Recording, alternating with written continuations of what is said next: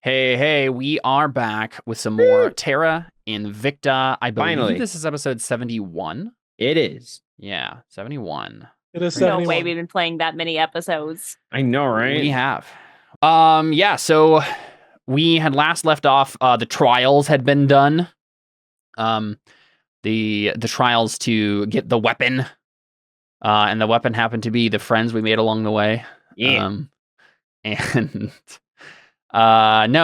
Jordan has some cool like inner strength magic power thing now, and he kind of made a child. He basically is a warforged here named Surge, who is was created from Audrun's soul, kind of. So we need to figure that out. But Oh, the he last just looks at it and goes, "Is this my son?" no, well, the last thing we left off on is Takei runs over and because the thing we rolled off screen, she runs over to Audrun and gives him a hug and says, "I love you" for the first time, right? And then Audrun says, "I love you" back, and then Surge said, "And I love you too." And then Audrun looked at Takei and said, "Honey, I think we have a child," and that was the last thing we got. So. But yeah, like I don't really think we necessarily need to actually play out in media res what's happening in this room necessarily, because we need to figure out where you guys are going to rest. One thought could be just resting here. Like you could close the doors again. We never opened them. I'm pretty sure they open once the trials are done. I'm pretty sure they opened. So yeah, So M is officially unconscious. she is. I've missed all of this. Uh-huh. Yes. Also true. Yeah, you'll wake up and there'll be a random new Warforged guy here. Yep. But so let's keep it at the kind of abstracted level for now. We don't need to play out every moment here. I assume someone's going to heal Anna, and then you guys are going to go somewhere, or are you gonna like rest here? What's the plan? We're pretty close to the entrance. We could leave. Yes, you're also on an island covered in crawling with skinwalkers. So who knows and you made a commotion when you were outside, so it's possible you get to go outside and there's a bunch of skinwalkers there, right? So true. But also staying holed up in here might mean that they surround it, right? Like you don't even know if they know you're here. So I still have a teleport spell. If we really yes, need you to could get also out do of that. here. Yep. Vren, I do want to give you guys, there's one thing that, I just remember this. There's one thing that I wanted to give you guys a chance to notice that I forgot about last time. Vren, would you make just as like, you guys are like preparing to go somewhere else or figure out what you're going to do next. Mm-hmm. Do you want to give me a Arcana check, Vren? To notice something? Okay. 17? Yeah. And honestly, I think this might even be a flashback. Okay. Let's say that we open up the episode with Vren in flashback, still waiting for Takei to come out, right? And you are, you're looking around, you're kind of inspecting the room, right?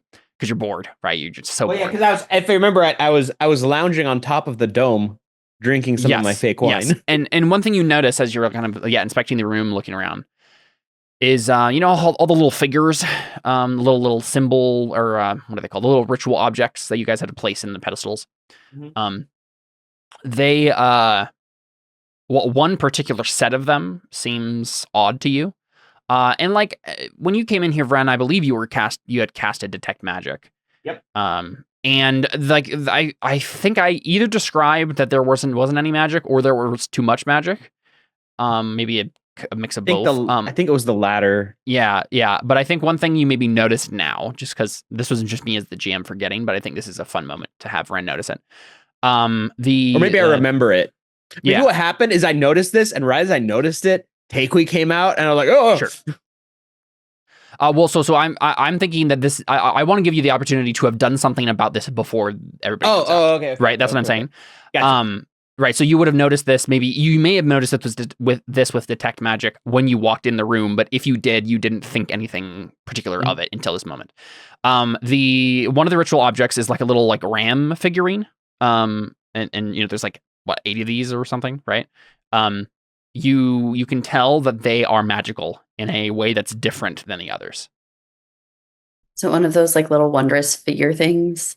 One Yeah, of the that's what you think it is, Brian. richer objects. Yeah, figurines of wondrous power. You think they are? And that just essentially turns into a, what does that do again?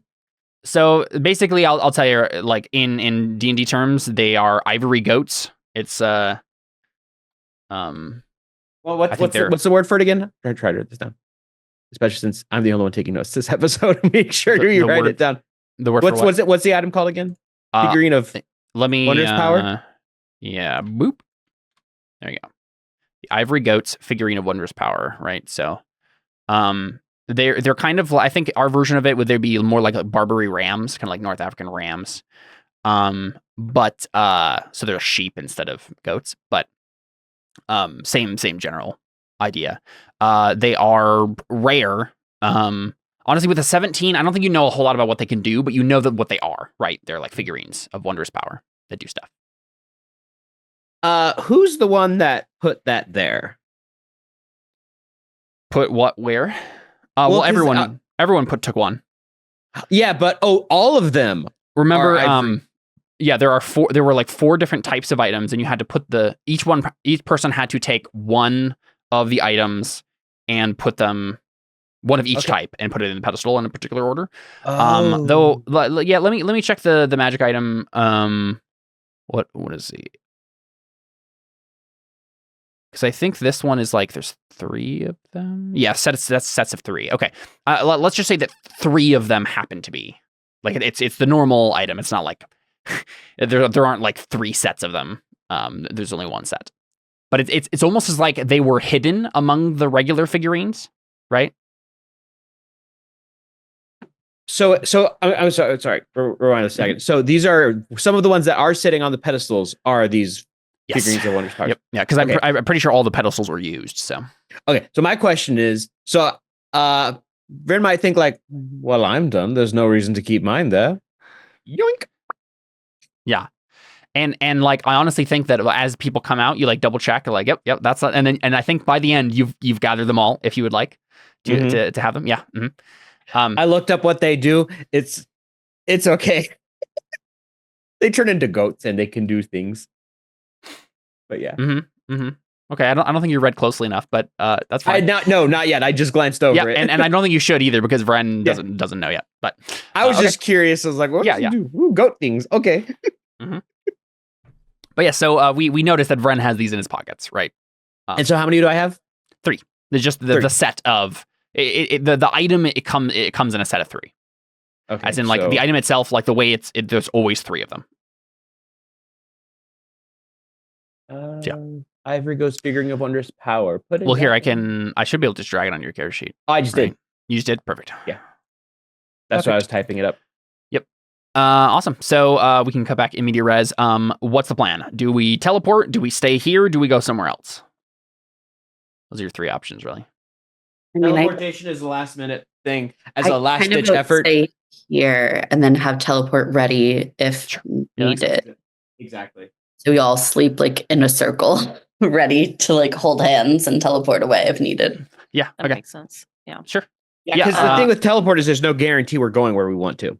But we'll go somewhere that's not here. Yes. Okay, but here's the question. Here's the thing to figure out. So you guys have just finished this battle, right? The room as it stands, the magical traps and shenanigans and things that were like trying to kill you have dissipated. Audrin's appearance out of the trials has like reset them. The doors open, right? Do you close them again? Do you keep them open? Is there something on the other end of the doors when they open? No, there's not. We should probably close them. Yeah, but if we close them, does that reset it? You don't know. For another weapon. Round 2, baby. Just do the same thing again. There you go, Anna. You can get it this time. Let's just get a full rest in right here. I mean, the thing is, if it resets it, like, can we make an Arcana check to see if like that's what would happen? Or I think so. Also, we can just leave it open and have people take watches? You can do that too. Yeah. I would be helping, so that would be a 25. Yeah, 25. Audrin, so you know that the trigger that happened before was when the first person crossed the threshold of the door, there were 30 seconds before the door closed and started the thing. I personally, as a GM, am not interested in doing the trials again, where like you close the doors and like you're forced to do them again or anything like that, right? Like that's dumb. But I do think that there must be a different state involved here, as in like you guys are still in the doors and one of you has done the trial already. So maybe it just doesn't work. Maybe even like I guess here's the question. The question is like, can you close the doors at all? I guess that's the thing that I mean, they're doors. They close. Yeah, but they're not probably not though. Locked.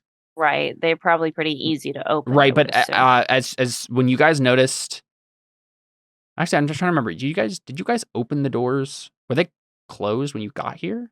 Yeah, they were closed. I think they were. Yeah. Okay, so they must be. I guess I was imagining that they all always opened and closed magically, but I don't think that's the case. I can double check how we opened them.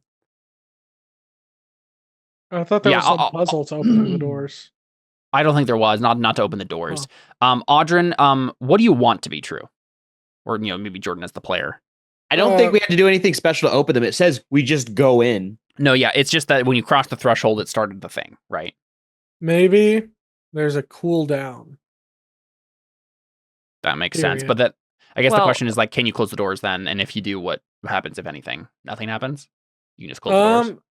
My thought is maybe everything is just kind of disenchanted and nobody, like, people can come in, but there's nothing special or magical about this room. Yeah. Until that cooldown that period is over. Yep. And then maybe the doors magically reseal themselves. And then I agree. I agree. That makes more sense. Is it one of those things where once you fail the trials, you can't try again? Probably. Yeah. So that's probably part of it. It's probably a combination of... We wouldn't trigger it because we've already done it. Yeah. It might be a combination of all those things. Yeah. It would also make sense that since the thing was taken, it kind of like releases the magic that was set. So it's kind of just a normal room now because the weapon's gone. I think with a 25, Audrin can understand that that's not the case. It's not like Audrin has stolen the one piece of this that exists here. I think it's a... more of a concept than a... Yeah. But well, you know what? I think Audrin with a 25, you probably, if you'd gotten like a 30 or higher, you would have been able to know, you would know for sure what the cooldown is and like what that all meant. But I think at the very least, your guess, Audrin, and it's a good guess, is like, this will eventually, it's kind of like Well of Ascension style. None of you know that reference. Basically, it fills up after a certain amount of time and then resets, but it will take a long time, not longer than even probably your first instinct was. Measured in years, certainly. How many years, you don't know. But yeah, a long cooldown. Okay. 3.5. No. All right. Well, should I, I guess the question is, Caleb, do I need to give Emily a healing word right now so I know how many hit points, or are we going to be able to make it through a long rest? Are you closing the doors? I think so. If anything, it's a delay for whatever comes through it. Sounds like there's no consequence for us shutting the doors, so... Yeah, there is not, according to what Jordan's understanding is, yeah. Right, so... If you close the doors, then you do get a long rest in. We don't have to worry about that. Okay. If you had left the doors open, I would have had a party of the people who live here come and check it out. And maybe they do, but they're just like, oh, no, it's closed. We were wrong, right? Okay, cool.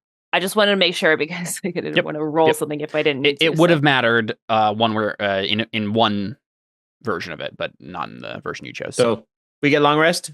Yep. Go for it. Long rest button. Yay. Manually having to reset a bunch of things anyway. Yeah. I mean, I have to as well, yeah.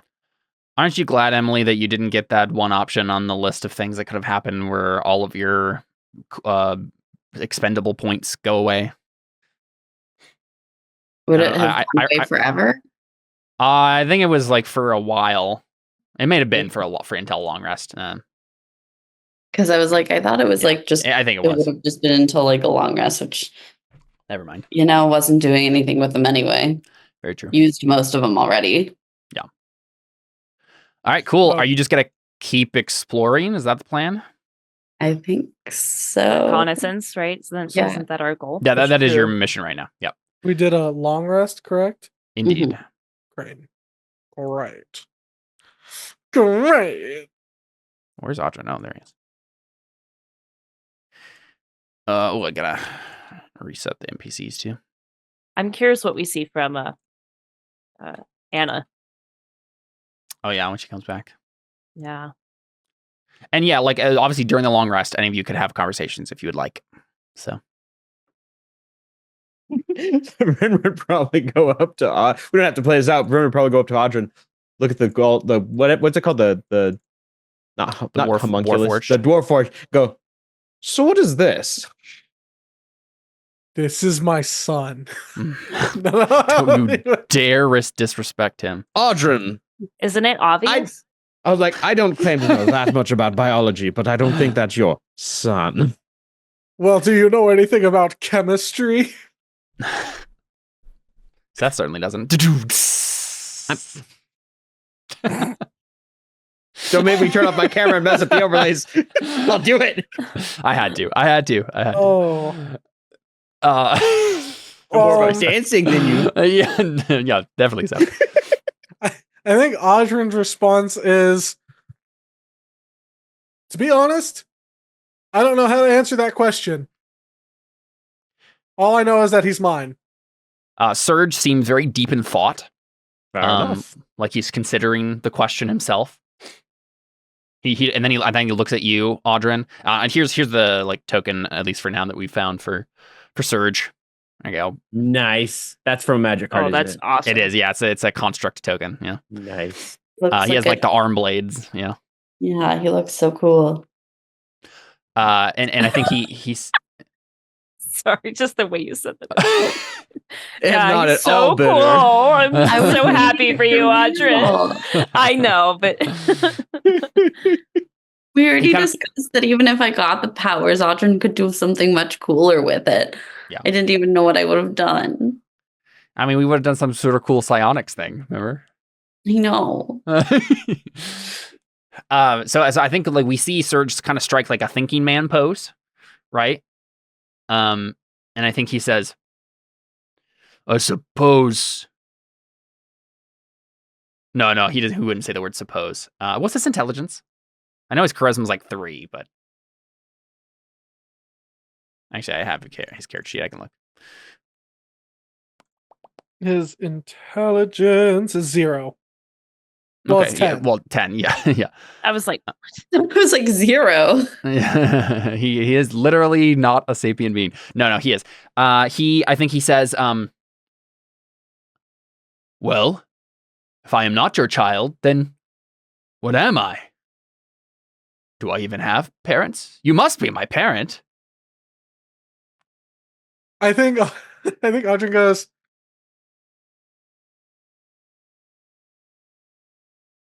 actually, can I do man, I feel like I need to do an intelligence save. Can I do like a somatics check? Is there somatics? Like what would Somatics? Yeah. So not Like- semantics, semantics. Yeah, I was like, Oh. somatics, like the study of sound? Yeah, yeah. Oh, I thought you meant like the somatic components, like the. No. Which is probably why my brain said semantics, because we're playing D&D. Yeah. Semantics. Can I do a semantics check? You can make an intelligence check, yeah. Just do an Sure. intelligence check. I'd love to like Yeah. know if sun is the correct, or like if like him. Yeah, being, you can just make that's intelligence. Well, it might be. Okay, that's a 12. I was gonna say you might be able to make an Arcana check instead. And I think that it would have been an Arcana check. So let's give it is a plus 10 more to that? Yes. Yeah. Okay, so it's a 22 instead. Yeah, I think like it's with a 22, it's still kind of ambiguous what exactly happened, right? It's definitely like, right, what happened to you, Audrin, is that it's not even that you were given something that you didn't have before. It's that something was awakened that you always had, that according to the lore of this thing, at least, is something everyone has, right? This kind of spark of destiny or whatever that they can be stoked like a fire, right? And what you did is you took a piece of that and you shoved it into an elemental that already existed, right? That's part of the thing of here is it wasn't that you didn't create this ex nihilo, right? You transformed like a weird space-time elemental into a Warforged. So it's I would say it's not child. It's whatever the term would mean. That's like, I transformed you, right? You didn't create them, you transformed them. You enlightened them. A bit of both of those things. So I'm not entirely sure what the term is for that, but it's not makeup artist. No. It's not father. Awakened. Well, not the term for him. It's the term that he would call Audrin. Is the check that's being made here, right? Like master could be one version of that, but that it's not necessarily exactly what's going on. It's maybe the closest that I could think of off the top of my head right now. But yeah, the idea that like you were the catalyst for his transformation is kind of what you were. So not as God either, right? Like you didn't create him ex nihilo. I don't know, like guru I'm his or pit something? mechanic. No, His bodhisattva, like I don't know. His senpai? Yeah, well, no, still it's more than a senpai. Senpai just means like older peer. And now Audrin senpai. Oh, it's just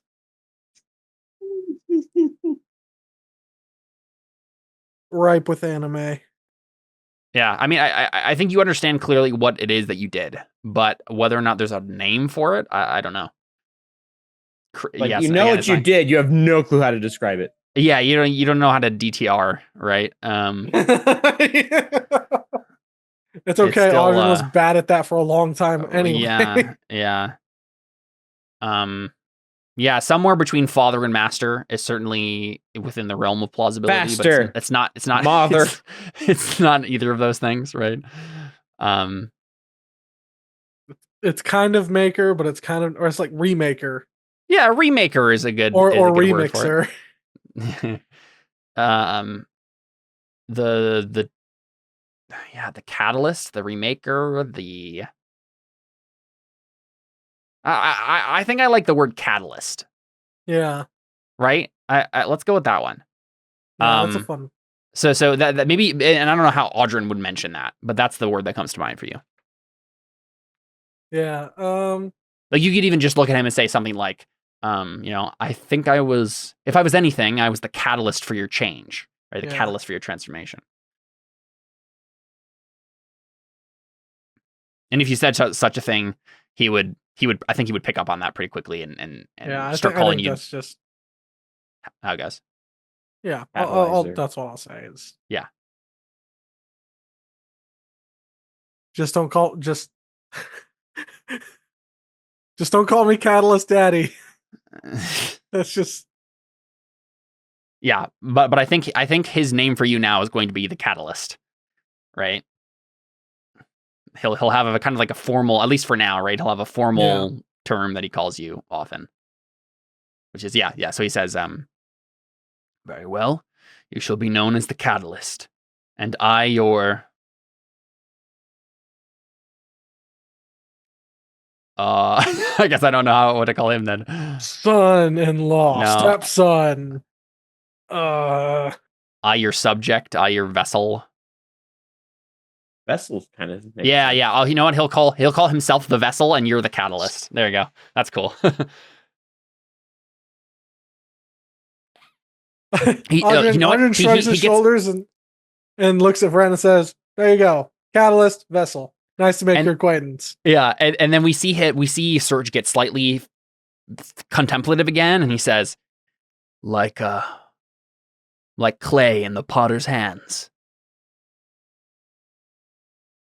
And he looks at you, he's like, I know what clay is. Why do I know what clay is?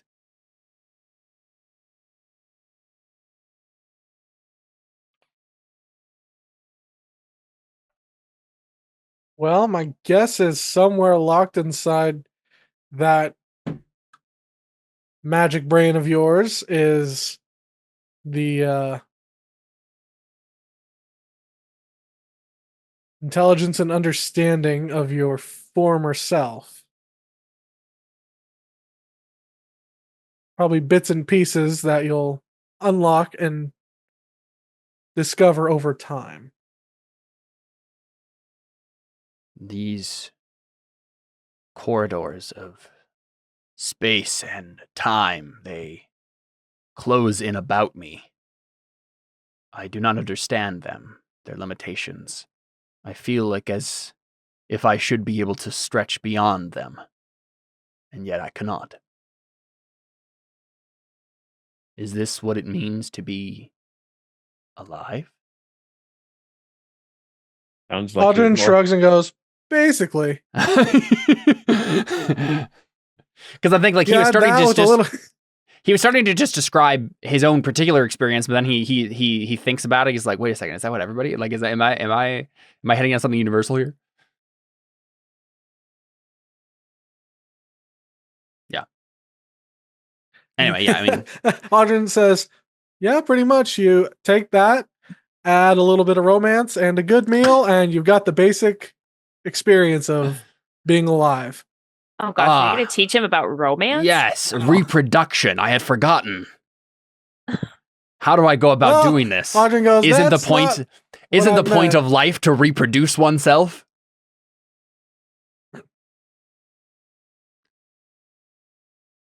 My lineage must continue. Brent's thinking to himself, this robot just got interesting. Or hilarious, maybe is the better word. I remember thinking about humanity, personhood back before this, and I remember wondering with amusement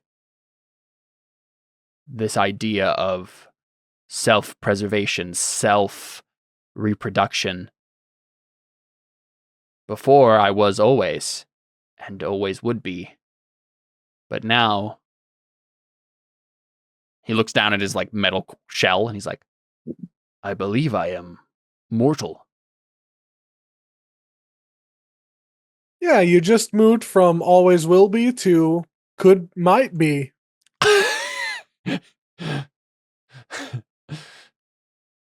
Not sure that's a good thing necessarily from his perspective. Yeah, exactly. He sits back. He's like, well, then I must reproduce. It is the only way to always be. Please, Catalyst, you must explain. I'm about to explain the birds and the magic. I was going to say, this really is your son. We see Takewee gives you that look. Audrey just goes, look, son, when please call me Vessel. Love each when other. a tinkerer goes into a challenge and he loves to succeed very much, he binds part of his soul to I don't think Audrey says anything. Yeah. I have an idea. Go ahead. Well, I think Audrey just says, I think reproducing for you probably. Actually, I would have to do an Arcana check to know, like, if he can make more Warforged. Yeah. I mean, I think you know that you could, like, you could, whether or not you know how is the question. I right? could, but can he? Oh, can Surge? Yeah. Sure. Yeah, that's an Arcana check.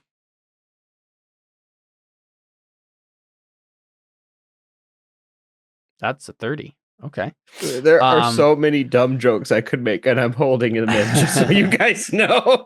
So a 30 is pretty good. I mean, I don't know. I guess this is a question for you, Jordan, as the player, and us as like the players to figure out like what we want for this setting. We know we talked about already having Warforged be a thing in the next campaign, right? Like a playable race, right? Is that what we picture for Warforged? Is they can what do they do mitosis basically? They reproduce by splitting part of their soul, and then I kind of think that's kind of cool. Like the idea that like basically what they have to do is either they or someone else has to form a vessel for them, right? Like make another robot, and then a Warforged has to impart part of their soul into and I think it should be like they change when that happens. Like they, as in the person giving up of themselves. Like it does have an effect on them, and they it's not that they're copying and pasting or anything. It's they're actually giving up of something that they have. Maybe akin to Breaths in Warbreaker, where like in a Brandon Sanderson book. Basically, like everyone has one. It's like this little spark of like it kind of like implies your sixth sense, your ability to like notice when people are watching you. You're slightly more resistant to diseases. Like, and so if you give it up, like, you know, you're just a little bit, the spark of life is a little bit gone, right? Like maybe it's the sort of thing that Warforged does at the end of their life to like pass on, and then they slowly they enter their downward trend into elderliness, right? We call in the Halo community, we call that rampant. Okay. When an AI goes rampant. Does that sound cool? Do you have tweaks to that you want to add?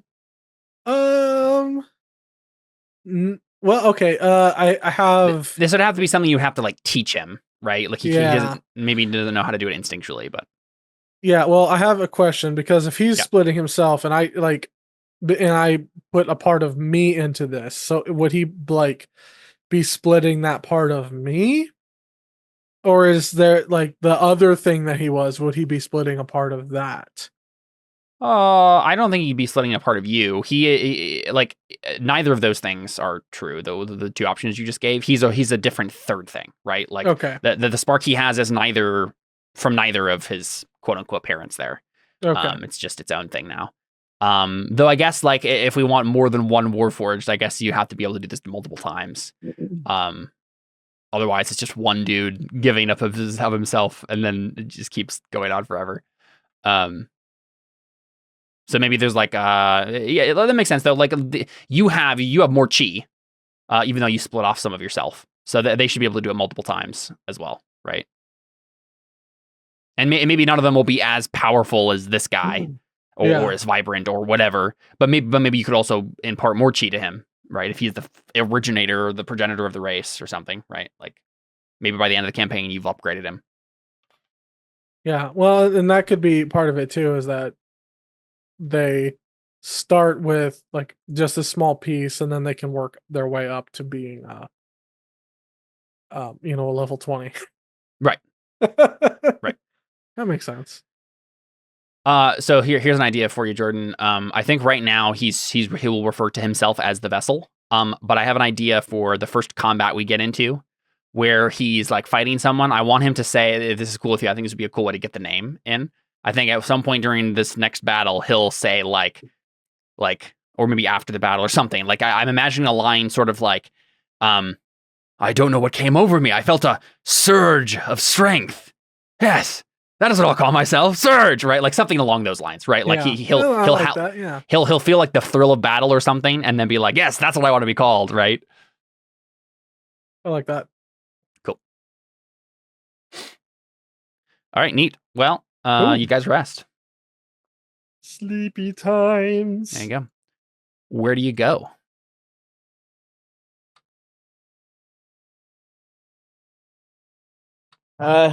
Further in? Up.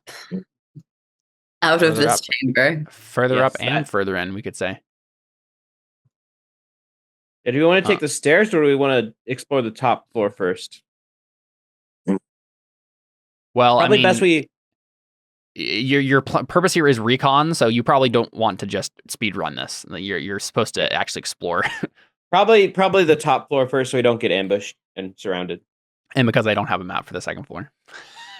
Wow, it's been how long and you still don't have the second I got floor? other stuff to do, my friend. You know what? That's actually second floor sounds like a great idea. I prepare when I need to prepare, and not a second before. Well, guess what? You need to prepare now. No. All right. Well, we'll have to call the session here. Give me an hour. Okay, Maybe never I can mind. have I'm something. kidding. I'm kidding. Okay. Yeah. So, you came from the north. Do you go left? There's that hallway right there. Why not? Though Yeah. there is more to the north that you haven't explored as well. So, Well, I'm just saying, like, there's this door right there. Why not? all right. Go ahead. Who's leading the way? Not me.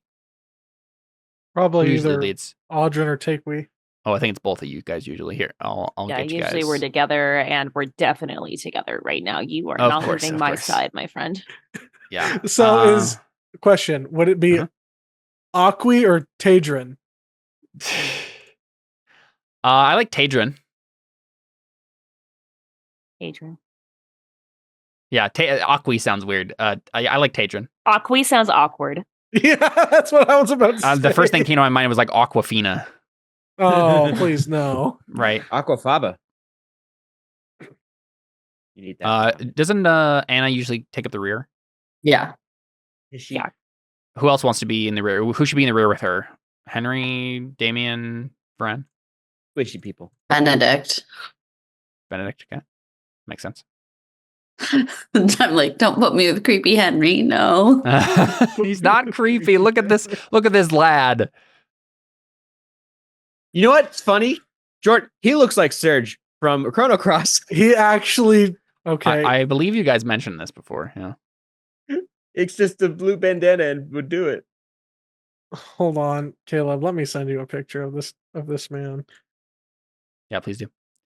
Wait, no, blue hair. All right, you guys just keep going. Mm-hmm. Sweet. Okay, so you get to this next room here, and let me make sure I have my notes pulled up. He looks like if Surge was played by Axl Rose.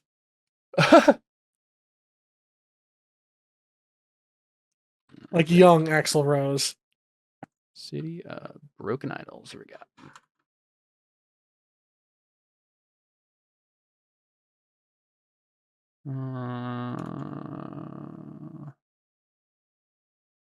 Man, I have so much info on the Dome. All right, so you guys get to this room. You go down this hallway, right? For a good 50, 60 feet, whatever it was. Yeah, 60 feet, and you get to a room here. A dozen man-sized niches shrouded with thick cobwebs occupy the north wall of this chamber. 10 of the 12 contain mummified corpses propped up in a standing position. The shriveled bodies, wearing the rotting garb of ancient Igbaye warriors, their painted shields blasted by decay and obscured by centuries-old dust. Most of them are also draped with golden masks, earrings, bracelets, pectorals, and other gem-encrusted pieces of glittering treasure. The west and east walls are dominated by 10-foot-tall bas-relief carvings of Igbaye imperial warriors with ritual masks and lion cloaks. Okay, And then the corridor continues on below. two things. First off, does anyone know I took the goat things? Nope. Okay. Fred will just keep that to himself. Second off, are we just casting fireball at these mummies before they attack us? Jordan? Yeah, Sorry. Audrin and Takewee, it's kind of up to you what you guys do immediately when you get to the room. Bunch of mummies in niches in the walls. Looking at my spell list. You have firebolt. That's all you need. Because like if you have the instinctual response to cast fireball or something, feel free to go ahead. Otherwise, I'll describe what happens next. I don't know if Vren does, but Seth does. Mm-hmm. Oh, you know what? I would have probably changed my spells. Dang it. I didn't though. Gosh. Feel free to do it. Yeah. You sure? Yeah. Okay. Well, I probably wouldn't use invisibility in here. Or see invisibility. Probably not very helpful yet. Only if you're on your own, probably. Web makes sense.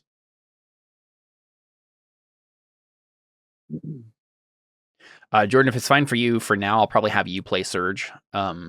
in Yeah. combat. That's fine. But I'll plan on making an NPC sheet for him so that I can do it at a pinch as well, Cool. and not break my brain with player character sheets Yeah. as I tend to do. I think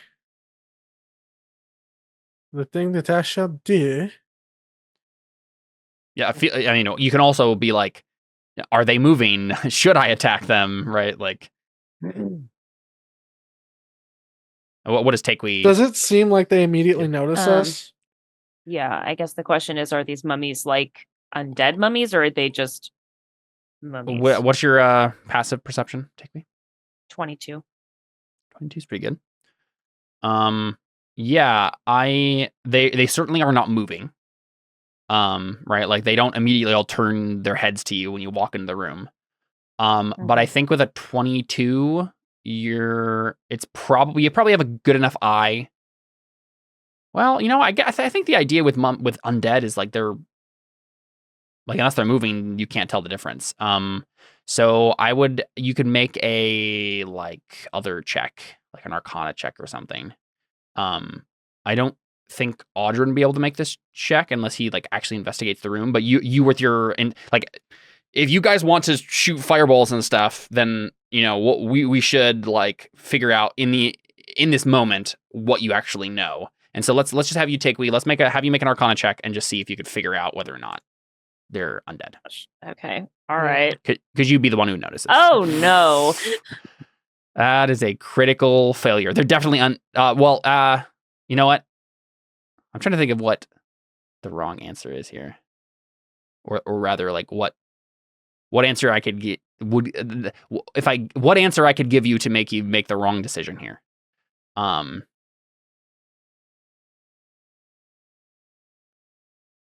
Yeah, with a critical failure Arcana check. Okay, so I'll tell you what's true, Alyssa, and you can help me figure out what you learn here. They are undead. But they don't respond to you when you get to the threshold of the room. So they're, at least right now, with your 22 perception, you can tell that they are not moving. But Takewee failed an Arcana check here, so I guess maybe she. I just think that they're just mummies. Dead. They're just dead. Right? Yeah, they're just dead. I'm just gonna like step inside. All right, cool. Yeah, so maybe Audrin's like going through his mind, like, okay, do I cast Fireball? Do I like what do I cast? Going through like his list of spells, and then Takewee just takes a step forward. Nothing happens. See, I told you, it's all fine. I think Argdrin, yeah. I kept trying to call him Argdrin. Argdrin. It's the pirate version of Argdrin. Arr. Isn't Audrin already the pirate version of Audrin? Shush. So Audrin steps forward and is like, "Oh, okay. Well, we're fine then." Yeah, and they're not even there. I don't even see them twitching at all. They're fine. Yeah. Damien says softly from behind you, "Are we sure they're not going to attack us?" I mean, they haven't yet, and we stepped into their room, so I don't see why they would now. Audrin just goes, I mean, we could, try to bring one back to life. That could be fun. Anybody? Surge says, "If anyone can do it, you can, Catalyst." Audrin goes, oh, crap. I'm going to be that guy now, aren't I? Henry, I think Henry calls from the back. Well, there must be some sort of trigger that activates them if they are undead. Wouldn't you think it'd be us coming into the room? Well, maybe. It does make it. All I'm saying is it, and maybe you guys are all like getting into the room at this point, right? I think Henry looks around and I think he says, "There's an awful lot of treasure in here. You'd think that if Demogorgon's cultists were in here, they would have taken that long ago."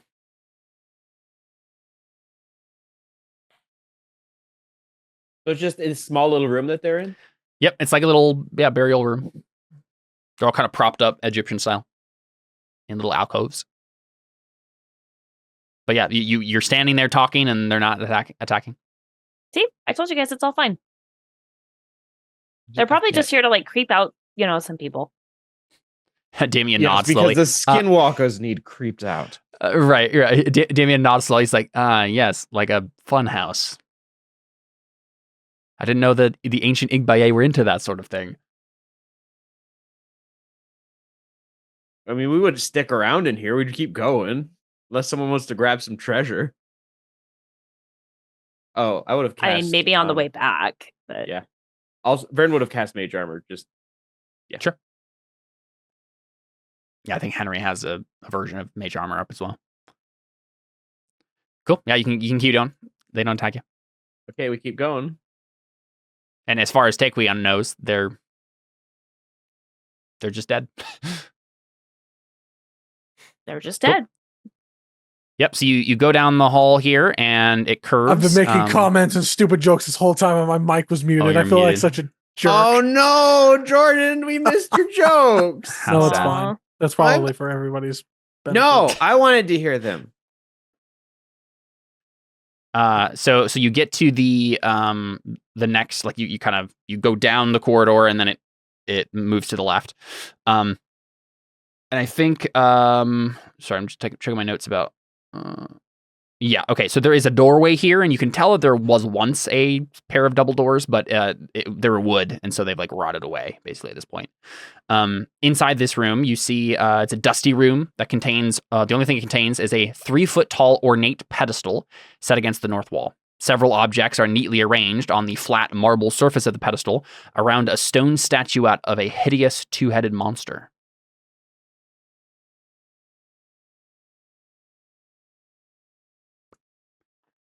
I assume you go right up to the statue and pick it up.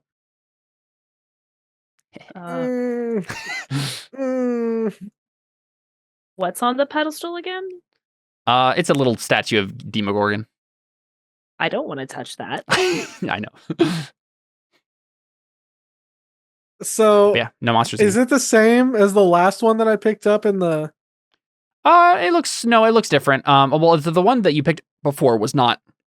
It was not a statuette of Demogorgon. It was a statuette of, or it was a pedestal. The pedestal itself had the carvings of the god Equensu, who is the god of like trade and bargains and power and stuff.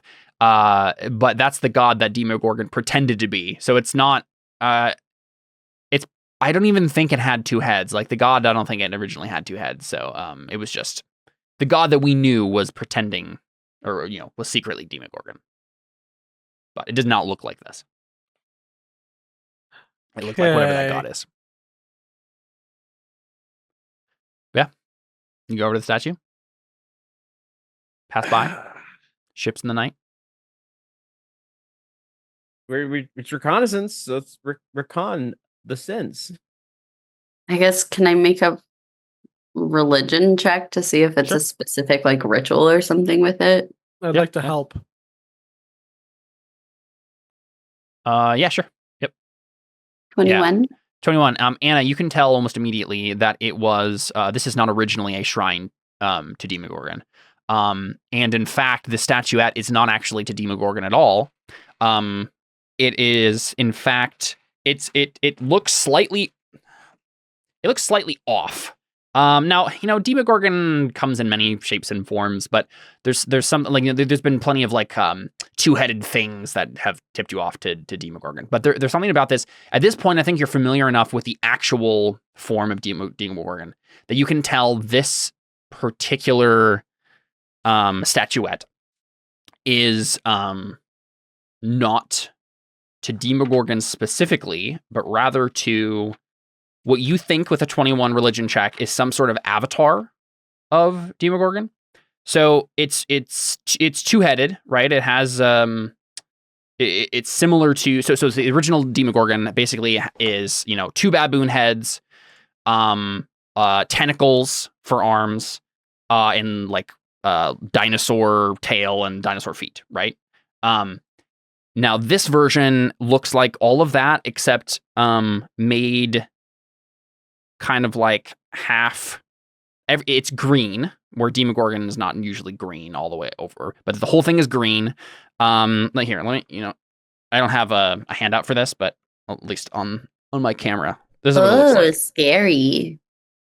So that version of Demogorgon, right, where it's like all green and scaly and whatnot. Its tail looks like a Kopru tail, so like the kind of like barbed tail of a Kopru.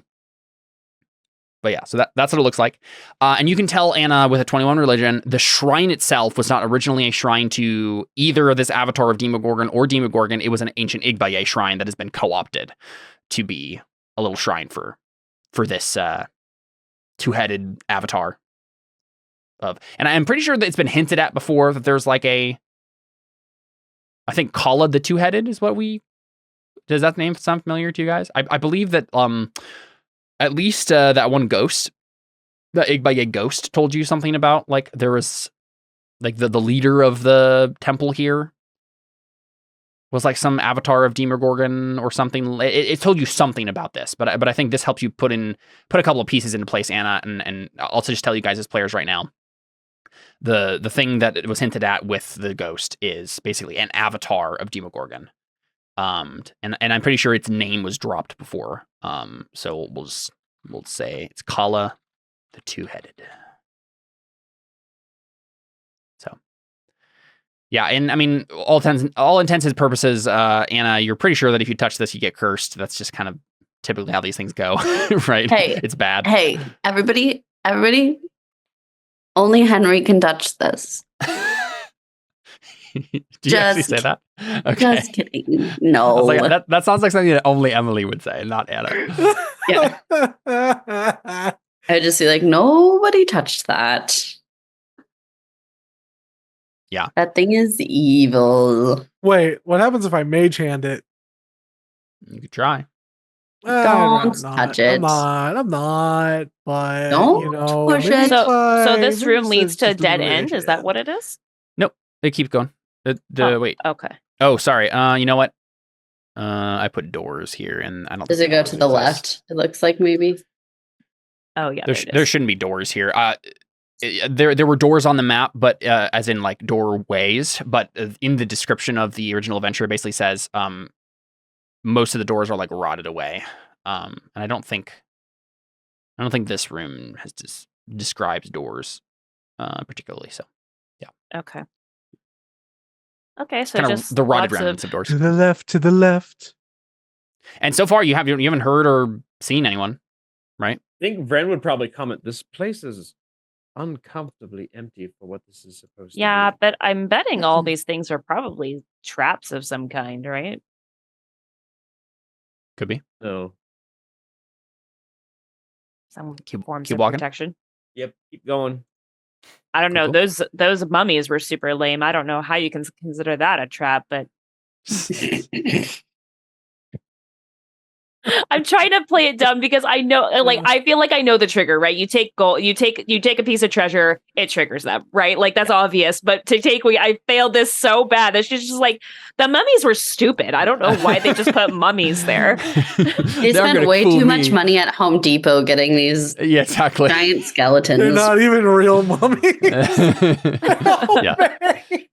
Yeah, that would be an awesome dungeon. It's like just you all get actually a haunted house the whole time. It's just a dude in a costume. Yeah. Oh, that would be hilarious. That's Oops, actually a all great one-shot Scooby-Doo idea. monsters. Exactly. Yeah. A guy with a chainsaw starts coming up to you and you kill him right away. And as you inspect the chainsaw, you realize it's not actually It was connected. fake. You just murdered an innocent Doesn't have dude. a chain on it. Right, it doesn't have a chain on it. Yeah, exactly. No, what it You is just is realized all it was the over again. gardener.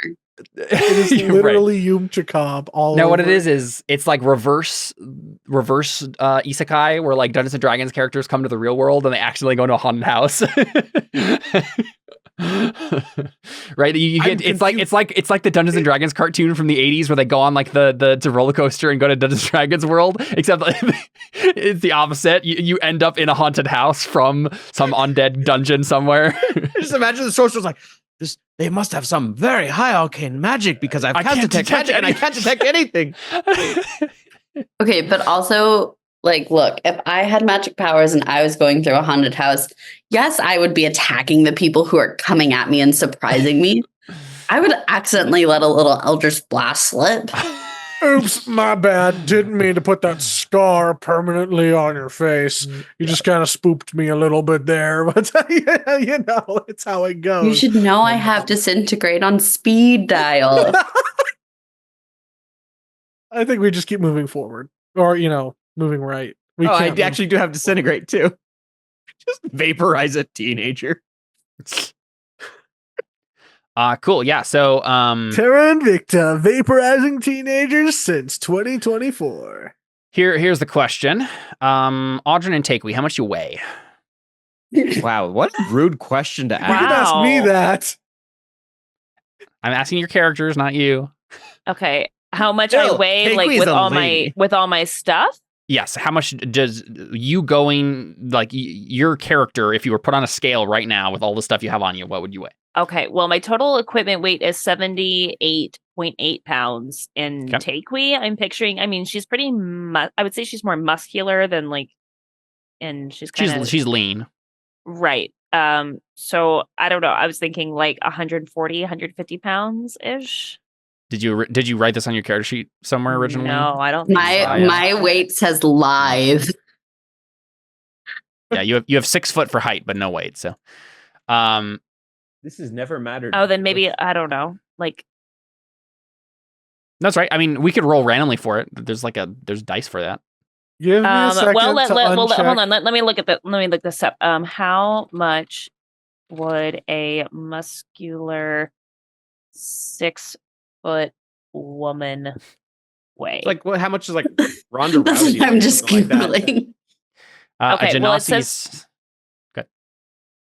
Okay, well, what about Genasi? What does it say? It says Genasi's average weight is 130 to 225 pounds. So somewhere within that range is obviously good. So, well, it says a normal range would be somewhere between 136 and 183. For like Ronda a 6 Ronda foot. Rousey is a For a fighter. human. For a 135. human, Yeah. right? But So Yeah, I mean, I don't think Genasi are gonna be Unreasonable. super different in there. Yeah. Yeah, I mean, Tigwee's pretty muscular. She's 6 foot. Somewhere, some like maybe 160 to 180, maybe. okay, sure, yeah, sounds good. Okay, and then how much did you say you're carrying? 78.8. So if we say 170 plus 70, 240. 240, yeah. Okay, sounds good. So, Audryn and Takewee. Do I need to even calculate my weight? No, you don't. 10 more Okay, pounds, and cool. we're at what we need. Well, hey, he could be flying. I don't think Audryn has not described himself constantly no, flying. because that would He has a be, time limit on his. Yeah, I only have 4 I hours. was kidding. But that is a good thought.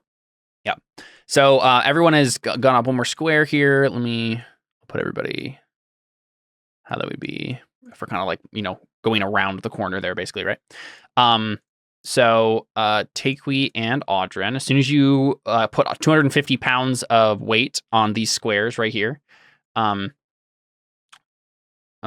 the floor collapses. 250 pounds? Yeah, of course both of them are going to be over 250 pounds. Come on, Caleb. Yeah, probably. I don't remember. Well, basically, I wanted to make sure that like it would just be those two for sure, and not need a third person. That was the main question. But yeah, I guess I forgot how much junk you guys carry. Yeah. Junk. So your passive perception would not have noticed this, Takewee, and you didn't say you took any particular action to like check the floor or anything. So the weakened floor section collapses. You plunge 20 feet down, and you suffer 46 points of bludgeoning damage. There's no dexterity check? There is a dexterity save to have that damage. So both of you. I was make going to say to catch make an- themselves. I get advantage on this because danger sense. So Yeah, I don't think either of you will be able to catch yourselves. Like the way this works is you fall and you hit the floor before you even know what happened, right? And How does then from that point you can get up. But Would aware help with this? Or whatever it's called? alert? The- No, alert. there's No, not a- because it's not like not an an enemy. attack. It just, the floor breaks. Yeah. So Well, I wouldn't have. You can't be surprised while you're conscious. So You're not surprised. It's just The you floor didn't see doesn't it. get a surprise round on you. Exactly. This the True, right. floor's not That attacking. kind of It's not even a surprise. That trap, kind of really, right? surprise. So Yeah, Jordan. I wouldn't be able to catch myself with flying before. No, I mean, like the way that how fast you fall in this game, it would happen before you would even have an action, right? Like it's just literally instantly you're 20, you're Yeah, you'd 40 have to have feet a, down. or whatever it actually, is. Does has anyone to be have like a your reaction? Yeah. Does anyone have Featherfall? But yeah, it would have to be like a reaction spell, right? Well, that's what I was asking. Does anyone have Featherfall prepared? I don't. Don't look at doesn't- me. Doesn't it take an action, Audrin, to activate your boots in the first place? Your flying things? Let me just check on that. Wait, isn't it boots of flying? Winged boots. Winged boots. I see. These Oh. boots are made with wings. So- No, Looks you like- have a flying speed. You can use the boots to fly for up to 4 hours all at once or in several shorter flights, each one using a minimum of 1 duration from 1 minute from the duration. Yeah, I mean, even though even then, it doesn't say you need to spend an action to do it, but it also doesn't say like you can activate it as a reaction. It's just like when you can do a move action, right? Yeah, You can fly instead of walking, which is yeah. You're at least getting out of there pretty easily. No, yeah, you'll be able to fly up, no problem. It's just that you will have to make the save and take the damage. Was the one guy a wild magic sorcerer as well, or did Who? Wasn't there was the one guy he was also like into chaos magic? Oh, Henry? Yeah, is he a sorcerer? Henry does have no, he's not a sorcerer. It's a custom Oh. alchemist class, remember? Gotcha. Oh, okay, right. All right. Yeah. I'm making my dex check. Okay, 20. Go for it. Yeah, 20 is I believe the DC. Let me check. Yep. So you can take half of 46. Okay. So I'll roll that for you. Wow. Do I need to jump down there and save you guys? Oh no, So- but I have to take that full 7. Ugh. How Well, no, you embarrassed. take 3. Take 3 damage. Oh, that's true. Oh, huh. Even now it's still halved. What now? Exactly. Audrin, go ahead and make that save. Yep, you're also good. So you take. Audrin is Dexy, and Audrin is aware of it. Of course, I roll so much better. So you take 7 bludgeoning damage, Audrin. All right, cool. So this does actually mean that you guys go down into the second floor. Whoops. Oh. No, would they just fly back up? They wouldn't. No, like it says in the. What I'm saying is like they Oh. go into a room in the second floor. Let me just double check. 'Cause I remember Well, I- Limits to yourself, Caleb. no, I know. Turntables. I was ready for Wait, this. I'm not. Second floor. Yeah. We talked about this. Remember Yeah, you know Like, the part of the it's below. dungeon that. Oh, okay. the ceiling of the second floor, Okay. right, collapses, and you're on it's the floor to you, and now you're in the room below, which is in Okay. the second floor down. Right, sorry, the basement, right, level 2 going down. Okay. Do we want to take a break, or you got? No. Like I do imagine you guys are gonna fly right back up, but I will just make sure to tell you what you fell into. I don't think you fall into I'm pretty sure. We fall into the boss's room. I'm pretty sure that's not what's happening here. You fall into some other room. I jump in. I don't think it's gonna matter that much, but I want to make sure I accurately describe what you actually fall into.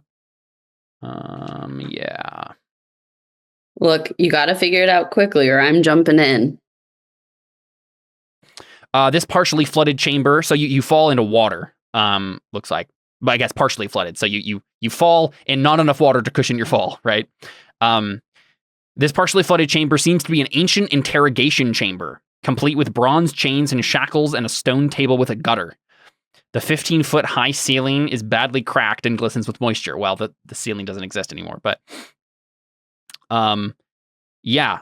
So we see like several small harmless cave fish like swim away from you guys as you splash down. But the only thing you see is ahead of you, there are some like what looks like cells, like maybe jail cells, but you don't see any like enemies. And you can fly right back up if you want to. Audrin just goes, huh. Well, that sucked. Shall we? Yeah, please. I'm probably just already right Audrey- there. being Like, Audrey, are you guys okay? Audrin, are you okay? Audrin just like cracks his neck, rolls his shoulders. Yep, I think I'm all right. Thank God. I don't know what I would have done if something happened to you. He probably picked me up and somehow managed to get back up there with our friends. Are you okay, Catalyst? Surge says. Yeah, he's still not named Serge yet, is he? No, yeah. What was the other Vessel. vessel? Audrey calls back up. Yes, Vessel, I'm fine. And Audrey just like thinks to himself, like, is this what it's like to have a loving family? It like says that brief moment of like, this Warforged does actually, like Takewee's like, oh, I had a moment. Yeah, exactly. I was like, that's pretty funny. I was like, I don't know how it feels. Yeah. He like just has that moment of like, oh, and shakes his head, and then just it's like, yeah, okay, I'm all right. Are you okay? Oh, I'm fine. I'm good. He's like, cool. Picks her up and then flies back up. Oh, I just love that you can do that. You're so cool. Audrin would like to do an insight check. An insight check. Sure. Alyssa, go ahead and make a deception check, not because you're lying, but just that sets the DC. Okay. It's like how much you're hiding. Yeah. All right, yeah. So you don't notice anything yet, Audrin. Yeah. Can I do an insight check if I like went over to be like, are you okay? And I'm like, Takewee's being so weird right now. Yeah. Go ahead. Especially like I missed that they like said I love you to each other. So like I don't know what's going on. Okay. Is it worthwhile for me to roll insight to see what's going on? That's a 31. No. What's wrong with Takewee? She just seems like particularly obsessive for some reason. It's definitely not the sort of thing that would. I mean, I don't know if you know anything about. Oh, right. Something happened. Yeah. I mean, we know as players that something happened, but like, I don't even think a 31 is gonna like tell you like, oh, she's been magically cursed or whatever, right? But like, you can definitely tell that something's wrong, right? She's too obsessive. I want to see if. Like I've always obviously like I love Audrin, but like the way I'm acting is like too much. Yeah, and both Bren and Anna notice that. Right, like maybe my mind snapped inside there. Like you just don't know, but like something changed, I'm just off. For sure. Your mind snapped. Oh no. I mean, you never know.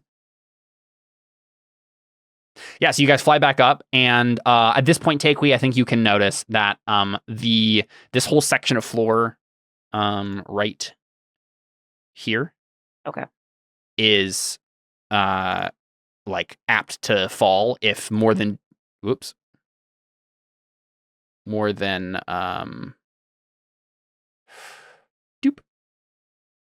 250 feet, or 250 pounds go upon a section at a time, right?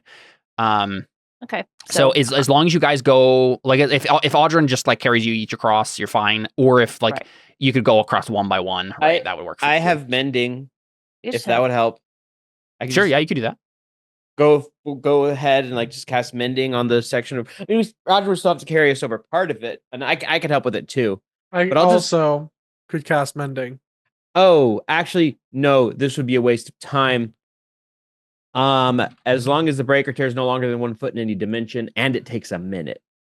Oh yeah. So just renovate the place for like an hour.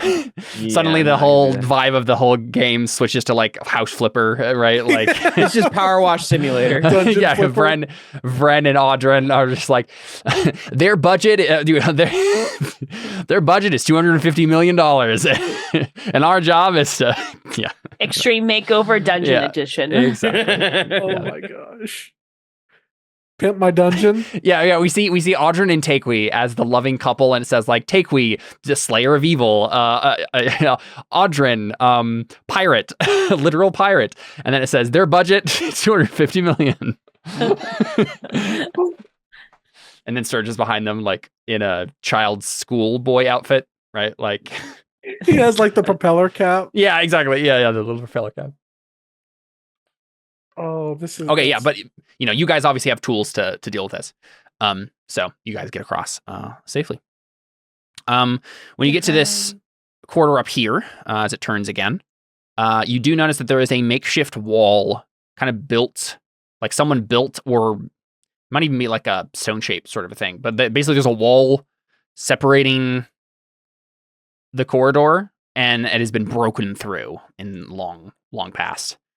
So you can keep going, but there was something that went on here where someone tried to make a wall or like keep someone out, and then it broke, kind of in this corridor. But you can pass no problem. And then you guys get all the way up here. as the corridor turns again. And just make sure everybody's in the Why can't I proper see- order. Oh, hello. Just moving everybody's. Yeah, and I'll go ahead and describe what you see. So as you turn, you see a blazing fire burns under a rectangular hole in the 60-foot tall ceiling of this large chamber. Just north and south of the entrance, flights of stairs lead up to balconies that run along the room's sides at a height of 15 feet. Wooden doors are set into the far walls of both balconies. A tiefling-sized sewn visage, its mouth agape, serves as the entrance to a passage beyond. The face has been badly cut and defaced, and that's actually the one you're going into. So basically, if you were coming from the other way, like the corridor on the other side of the building, other side of the room, you would notice that this right here is like like the room. Like this corridor that you are coming, you're coming from the back of the head of this like big statue face thing that you would be going into the mouth of, and yeah, you notice that there's a room beyond. Do you walk through the mouth of this big statue thing into the room? Let's make the construct go through first, or Henry, or whoever this that M doesn't like. I think it's Henry, but. What do you do? Then someone either expendable or the one that can take a hit through first. Oh, okay. Audrin walks forward. I mean, I'll go in. Oh, I Real thought you said expandable. I mean, I'll go in too, yeah. Or actually, maybe she would say, maybe somebody else should go in first because Audrin is, still kind of hurt from falling down a little bit. 7 points of He's precious cargo. He can't be injured anymore. I wish I could do another check with that. Okay, I'm gonna just go in. Okay, so Emily, don't move anymore. I'm not. Yep, Anna just brushes past everybody. And just setting some stuff up here. You guys are taking too long. Mm-hmm. Emily.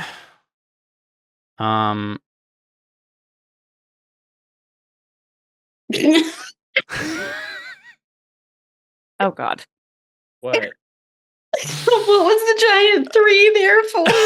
Yeah, that's the room number that in my GM layer. Just so I know like what it corresponds to in my notes. Oh no!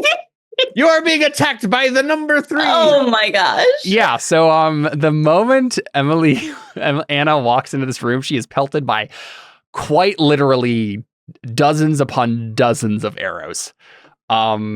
She might die. Oh God. Can't you catch some of them? Or no, yeah, maybe we'll see. I can hopefully catch one. Yeah. They were all hiding on the sides of the room, right? Like, yeah. That's where everyone was. Wait. Oh, never mind. Okay, yeah. Yeah, they all have like held actions, basically, right? Yeah. Okay. Yep. We roll for initiative now. No, Is we this a got to surprise see if round? Anna dies instantly first. This is all one reaction happening Oh here, right? God. Anna walks into the room and she instantly gets hit by all of these arrows. So, man, there's just so many. I guess we're just gonna go. I think they're all the same type. Yeah, 1, 2, 3, 4, 5, 6, 7, 8, 9, 10, 11, 12, 13, 14, 15, 16, 17, 18, 19, 20, 21, 22, 23, 24, 25. Now you understand my weird laugh that I made. Oh my God. Okay, this is number 1. Any of those hit? The Wait, first number one. 1 has 3? Mm-hmm.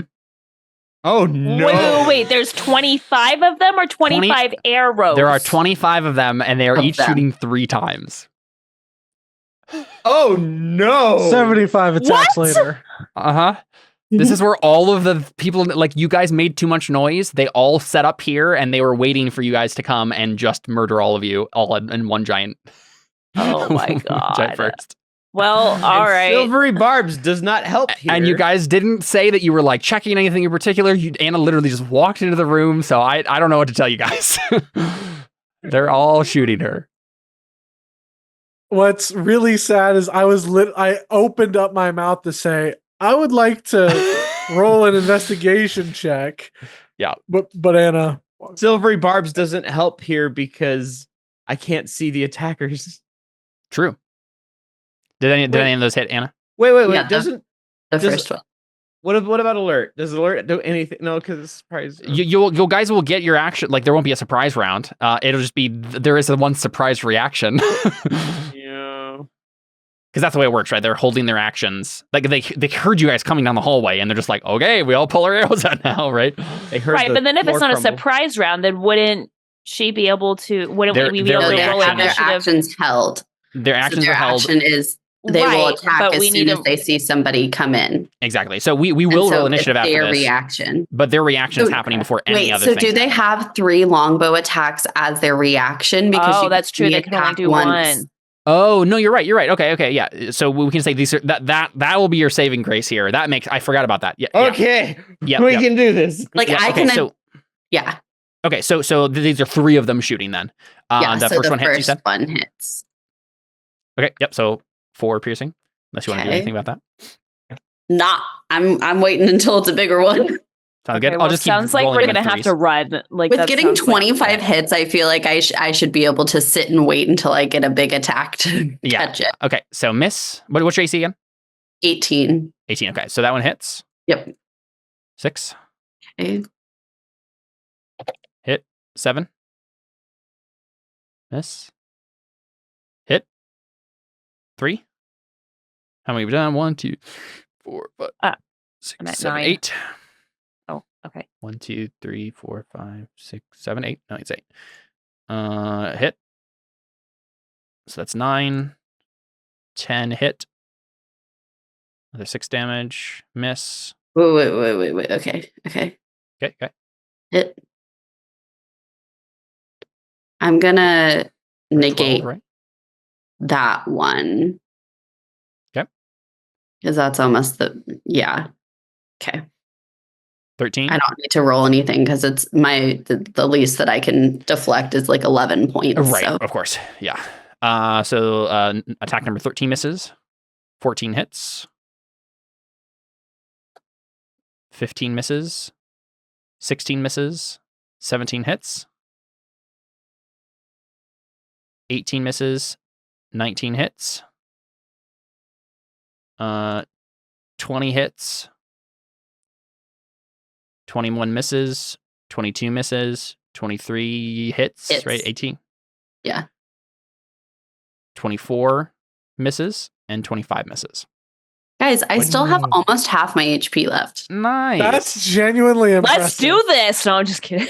Come on, you Okay. guys. Let me just double check that to make sure that they're I think there's one more thing that might happen here as a reaction. I'm just gonna double check. Thank Do, God do, we do. realized that they could only do one with reaction. Yeah, no, I that was my bad. I should remember that. Look, I'll pull out all of my knowledge to save my own skin. Yep. Yeah, because that times 3. That is bad. All right, I will have one more thing One more thing. happen. Thank you, Uncle. No, Uncle. No more things. What? It's from Jackie Chan Adventures. Oh no. One more thing. Is not sure where this is- against me? Yeah, you're not sure where this is coming from, but that hold monster is cast on you. Okay. So a pretty wisdom sure save. it's- Yeah. What DC is 15. this? Monster Hearts? And it is DC 15. Yeah, it is. Okay. Nice. Okay, Alright, let's get out of here, guys. Run away. Yeah, so let's go ahead and roll initiative. No. I can take him.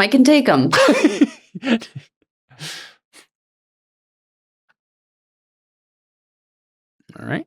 Oh gosh. I can't take him. No. Get me out of here. Whoa, take we. Whoa. Alyssa's going Nice. first. Wait, no, And but no, Audrey already we passed her. I will just never be able to go first, right? No, Ever. no. Never. All right, just double checking a few things. Wow, Audrin with the Oh man. Emily's gotta Audrin's be not able- very much of a gentleman. No ladies first here. Man. Dang it. I was gonna say I can use my action though to drag you, Em, so that way you're at least out of there. All right, Audrin, you go first. So like you were about to be like, Anna, how about we wait one, right? And then you see just like arrow, like you're watching this, you're right in front, and you just see arrows, and like Anna's like barely like just trying to dodge. She dodged so many of them, but she gets nicked by a few of them. William, what's up, buddy? hey, dude. Our little champion. You wanna say hi? You say Yes, hi. I do. Hi, Ryan. Hi, Uh-huh. Ryan. Hi, William. William, say hi.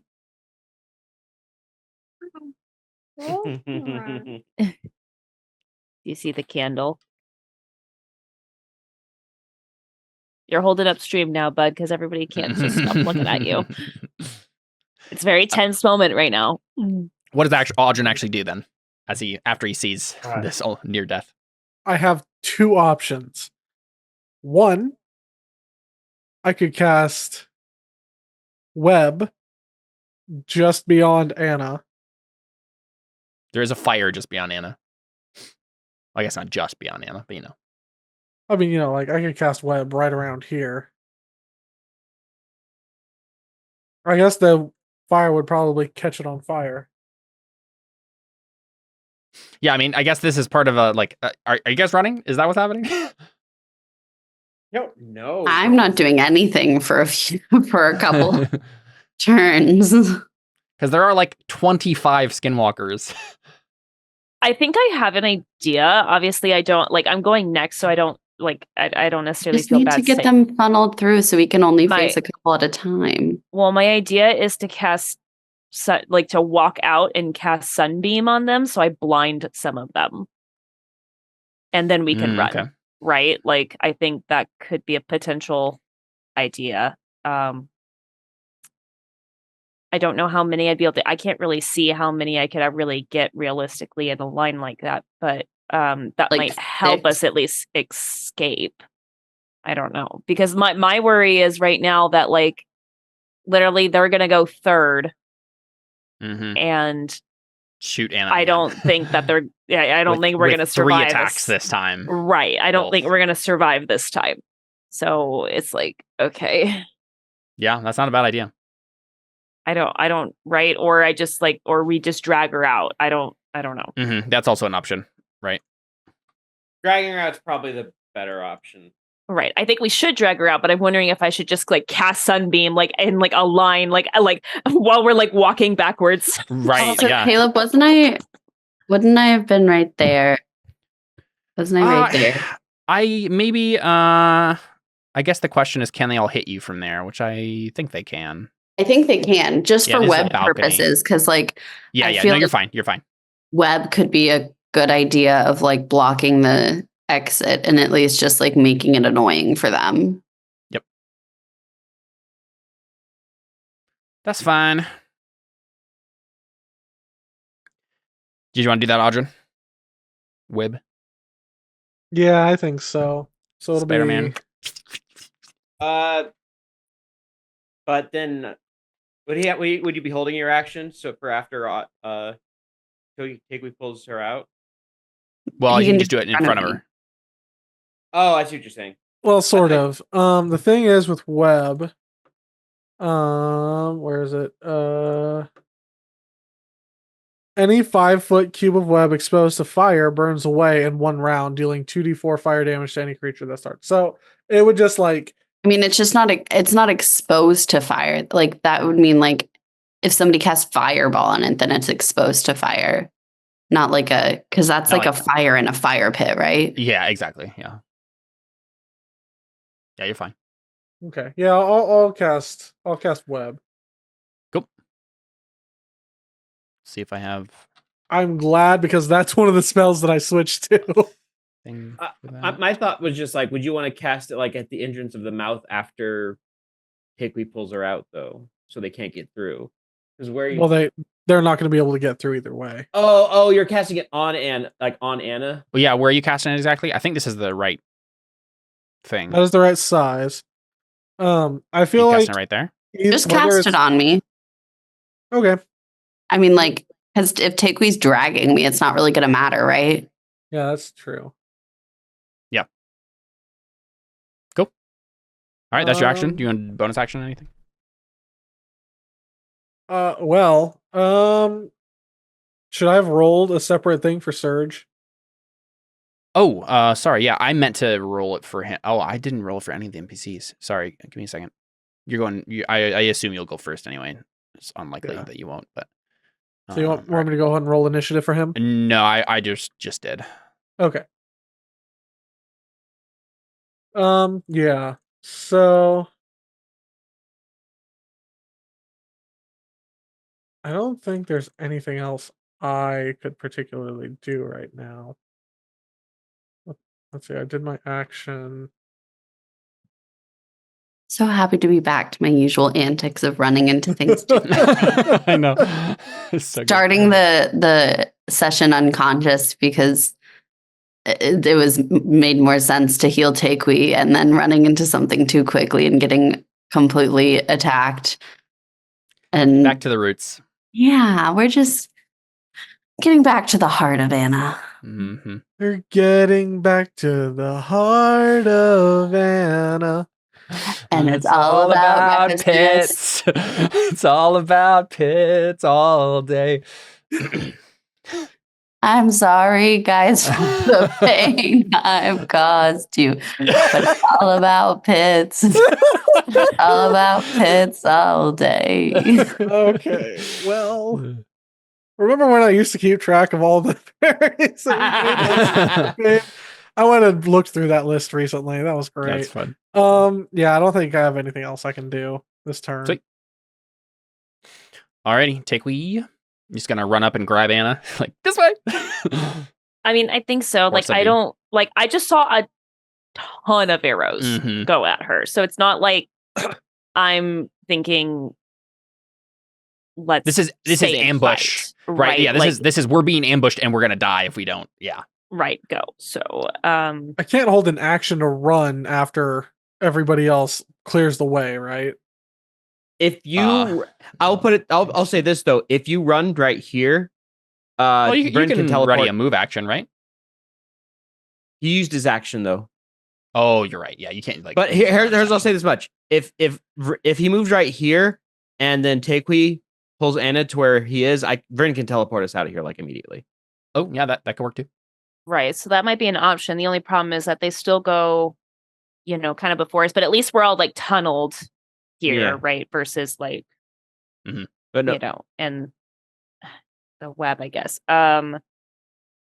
So yeah, I feel like I definitely want to go up and grab Anna and move her back to like where Audrin's spot was. Audrin, why are you moving forward?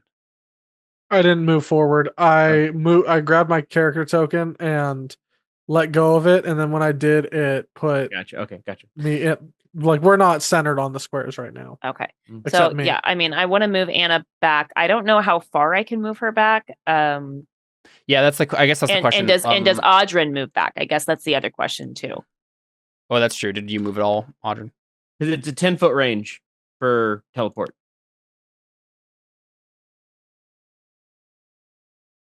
Yeah, I'll probably move to here. Oh yeah, nice.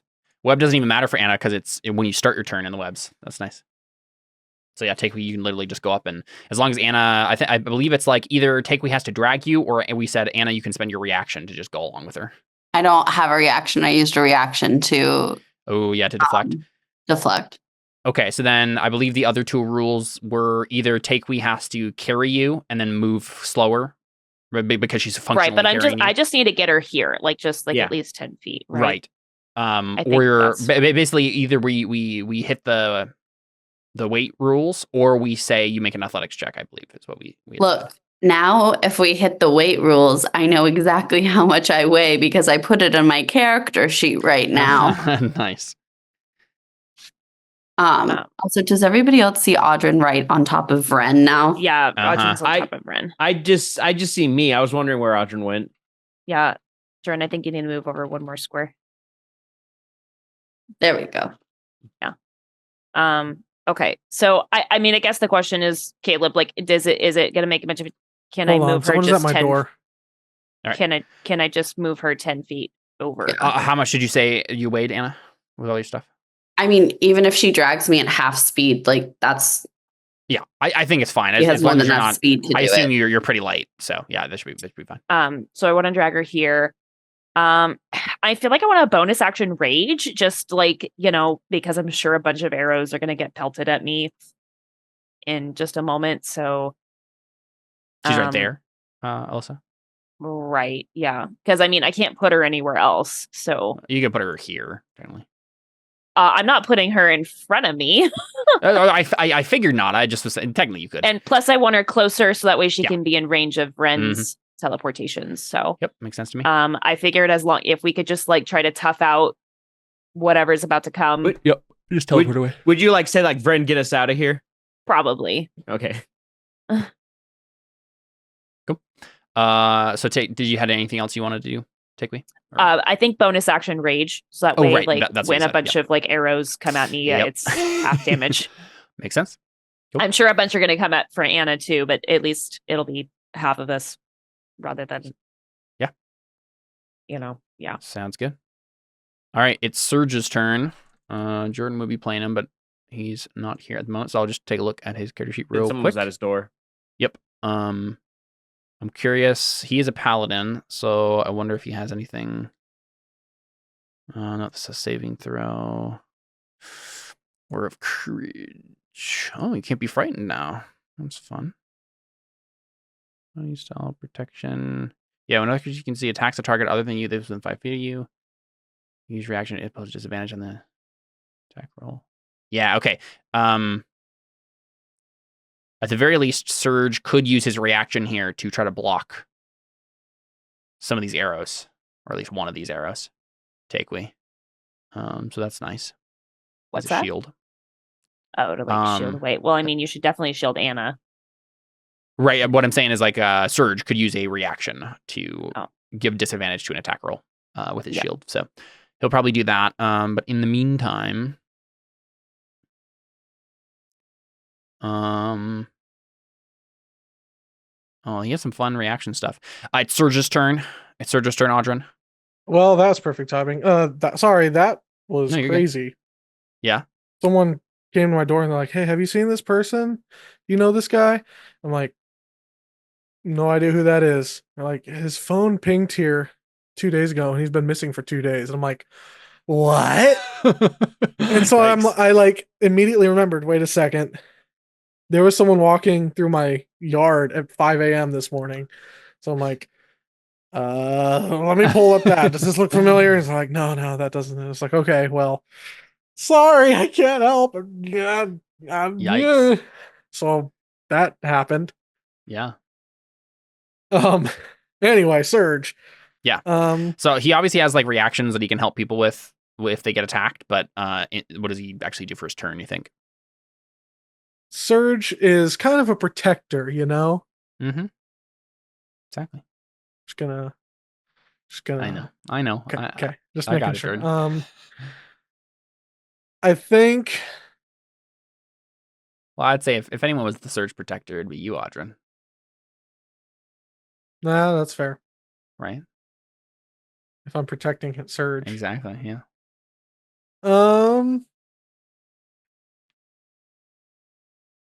Who am I kidding? I'm not going to protect Surge. I ain't no helicopter daddy. He's got to learn on his own. One death save Sink at a or time. swim, kid. No, I'm kidding. Sanctuary seems like a decent option.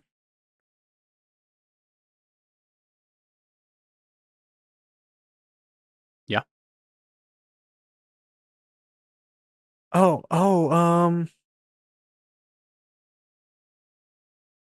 Oh, that's kind of cool.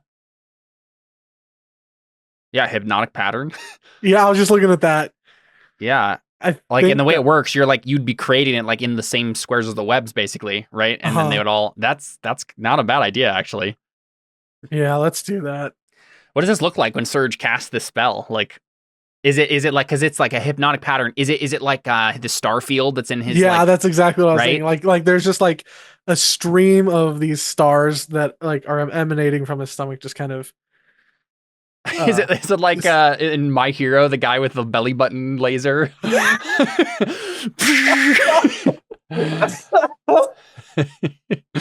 I'm a fire in my laser. Oh man, that's an old joke. Because like my original thought is like he kind of like, because like where did you describe the star field exactly emanating from? Like, was it like in between chinks in his armor, or Yeah. So it's like, the bend in his elbow, there'd be one there. right. And then like at his shoulders and then at his neck. Well, what about this Basically- then? What if he puts his arms like this and like grabs from like in his elbows, right? And then kind of goes outward with his arms. I like that. Yeah. Right? And then the star field kind of expands out.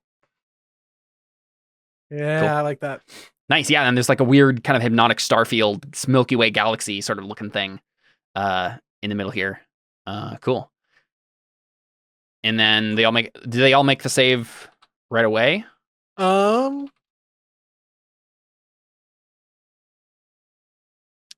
Is it creatures within a certain range? Okay, it says you create a twisting pattern of colors that weaves through the air. The pattern appears for a moment and vanishes. Each creature in the area who sees the pattern in the area. yeah, I was gonna say I don't. becomes charmed for the duration, and then that's where the concentration up to 1 minute comes from. So yeah, that probably wouldn't be what I'd do. Yeah. You'd only get like 4 of them, basically. Man, that was such a cool description, though, too. Well, we could. I mean, he could always hold his action Oh, that's true. and then do that. That's kind of a clever idea. Yeah. Let's do that. I'll Yeah, hold the hold it. action until there's a lot more guys there. Then I'll do Yep. that. Yeah. And then that'll get a bunch more. Yeah. and well, that'll also like muck up that area even more, Yep. make it harder for Yep. them to follow. Love us. Sweet. Sounds great. Does it? Does I mean- think Surge. He kind of like readies his arms like this, right? And I think he says, because like you shouted, or someone was it Takewee shouted to Vren like, get us out of here. Yeah. And I think he says to you, Vren, he says, let me know the moment before you cast that spell, and we'll give them something to remember us by. Wait, how many people are with us again? 1, 2, 3, 4, 5, 6, 7, 8 total. Audrey's just like, wait, what are you about to do? Trust me, Audrey Catalyst. has a You and up. We literally are at the max for teleport. Nice. That's why I was like, oh no, wait a second. Oh, that's great. The wonders of the cosmos always distract the unwary, the unprepared. Okay. Cool. Damien's turn. He. I don't know if he has a whole lot. Yeah, I mean, I guess if you're planning on teleporting, he'll probably just he'll use bonus action to steady aim and get a thrown dagger ready at the first person he sees. Well, you know what? I don't know if that's gonna do anything though. These guys have enough health that it's probably not gonna matter that Does he much. have any defensive stuff? Yeah, but it's like evasion and whatnot. I don't know if he has any like prepared actions things. I guess he'll just take the dodge action. That's probably the best way to do it, actually. Boring, but he'll do it. Benedict. I don't know. Does Benedict have a fun spell he could cast? Oh, I can see or hear you. Ooh. Okay, yeah. He's gonna channel divinity and do orders demand. I think he says under his breath, hopefully this will give us a little more time. And then he says, by the order of Saint Cuthbert, I demand you stay. And we see his words kind of like spark with a holy brilliance. And within 30 feet. Let's check. None of them. That's not a whole lot of people. Well, you know what? I think he might have enough movement to like go to the edge and then go back. Because he can go through people. 1, 2, 3, 4. Can you still cast it if he ends up here, Ren? No. 10 feet. No. If he goes right here, if he steps back one after that, then he can. Well, he can't though. Because there's people in the way. Yeah, and I can't move either because I just can't. There's no place to okay. go. He might not do this then. It's kind of a big thing to waste if it's only. Mhm. I just want to make sure he's doing some. You got everybody's be as helpful as possible. Ooh, wait a second.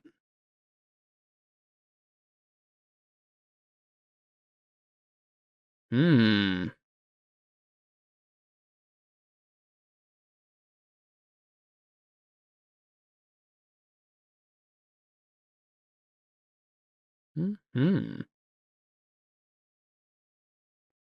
I think Benedict says instead, he says, would it help if I close that door? No. Would it help if I close the mouth of that statue? Yes. He just holds up his hand. You know, it has like a holy aura around it. I think he will run up. Does he have stone?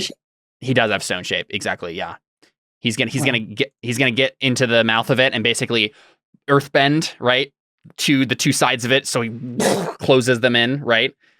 Though I guess, you know what? The best he can do is he can technically this is like a 10-foot wide thing, but he'll basically collapse like 5 feet of it. Yeah. So coverage. So basically in front of you, Anna, like part of the mouth, like goes down and like contracts. And so there's only a 5-foot square that they can actually get through now or shoot through.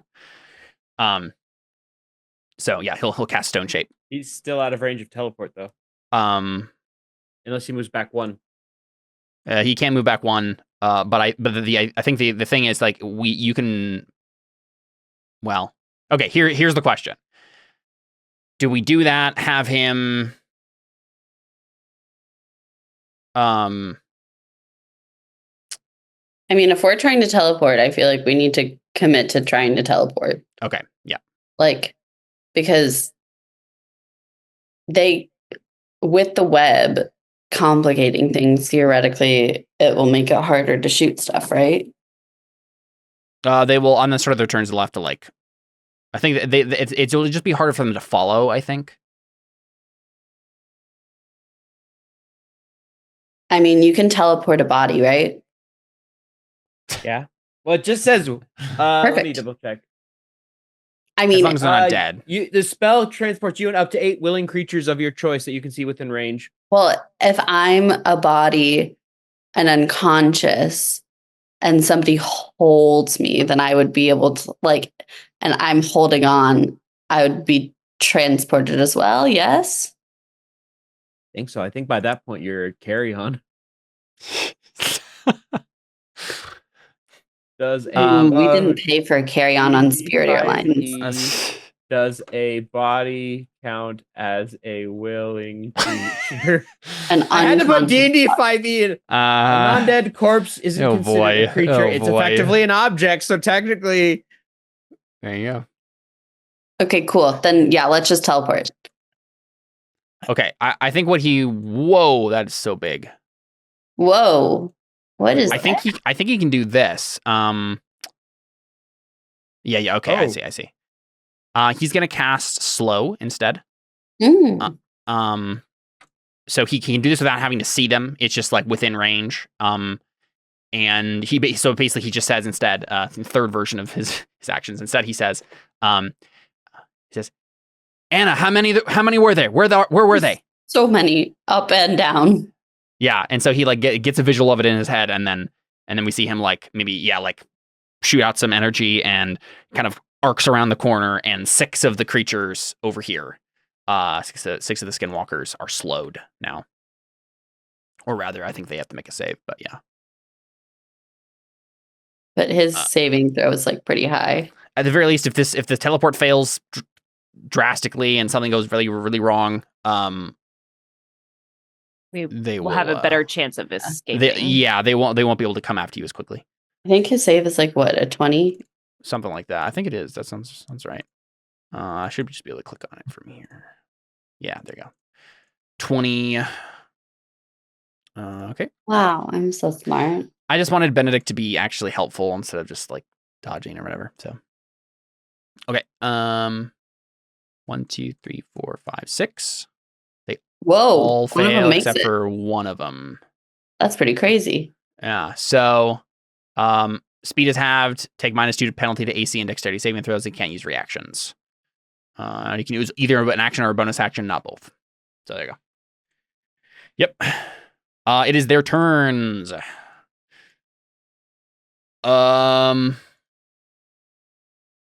Whoops. Always does that. There we go.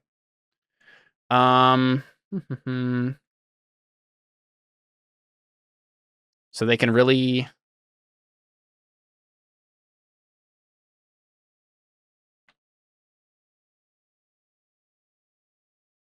These two are just going to attack you. They're just gonna like run up to you guys and attack. Isn't there a save for getting stuck in the web? Oh yeah, it's if they start their turn in the web. Is it only if they start their turn in the web? I'm almost positive. Let me check. I did just read it, but I'll look. Okay. Each creature that starts its turn in the webs or that enters them during its turn must make a dexterity saving throw. Okay, perfect. All right. Dex save, boop. They both fail. All right, so this guy gets here and gets restrained, and I think that means he can't move, right? He's just like his speed goes to 0. Or it might even mean more than that. Yeah, 0 attack creatures against the attack rolls against the creature have advantage, and the creature's attack rolls have disadvantage. The creature has disadvantage on dexterity saving throws. Okay. So that guy goes there and is stuck, but I guess at that point he'll just shoot you with a longbow, Anna. You can still do that at least. With disadvantage. Yes. 1, 2, 3. Only that one longbow. Yeah. Okay. The next one is going to attempt a similar thing. Move here, make it save. Fails its save, gets there. Let's see, can it? Yep, it can shoot you. He'll do the same thing. They're just going to pile in on the vulnerable one. With disadvantage, so same thing. Yep. Mm-hmm. All right, the next one. I guess they have to. Here's a question. It's when they enter the web, but technically, like they can move through allied creatures. What happens there? Do they have to go around? Do they get? Because they can't feel like they can spawn. I feel like if they're stuck in a web, then they can't. Like I feel like with allied creatures, that has to be able to let you through. Yeah. Mm-hmm. Yeah. In which case, I don't know if they're gonna block this up anymore. That seems like a bad idea. So, I don't know, it seems pretty fun. This guy will go over here and shoot you, Anna. Just a regular hit, but yes, same thing. This guy will. If he goes here, can he? Yep.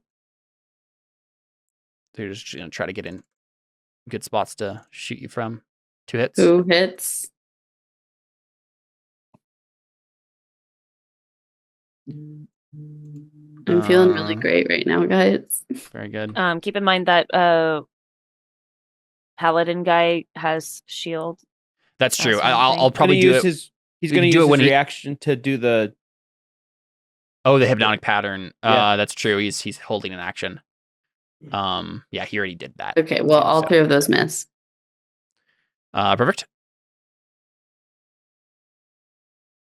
I'm just trying to figure out where they can shoot you from. Yeah, that guy can shoot from there. Woof. All 3 of those hit. Okay. The 10. I'm going to reduce by 2d6. Nice. Amazing. That's my reaction. Okay, wait, because that's What is that ability again? Takeaway. Spirit Shield. When I'm raging, nice. Any creature within 30 feet that takes damage, I can reduce by 2d6. Because that was that was exactly how many hit points I had left. Nice. Well, you're probably gonna still go down then, but I mean, yeah, but it's fine. It's not fine. They're probably gonna kill me. Well, if you go down, hopefully they'll just go for me. But this guy is gonna attack Anna. Hit. Yep. Do one at a time. Yep. 8, you're down. I'm down. Okay, sounds good. This then I'll do his other 2 shots at Takeaway. Okay, hit. So just that one hit, yeah. So 3. 1. Sorry, 1, yeah. And this guy will just stay there and do that. 1, 2, 3. Oh, sorry. One more. Oh, there it is. 2. Okay. 9 and 9.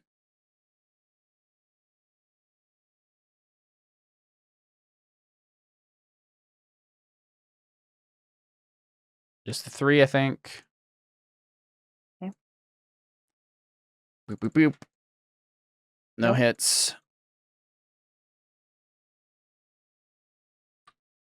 That one can hit you from there. They're just kind of trying to maneuver around the web for now. That it? Nothing? How come this always happens for Takewi, where she gets all these rolls against her and they don't hit, and it wouldn't have I have hit an my AC. I either. have an AC of 20, so I know, but like all of those all ones 3 of wouldn't those hit. Very good. Oh, jeez. Okay. There's a bit more. Okay, hold on.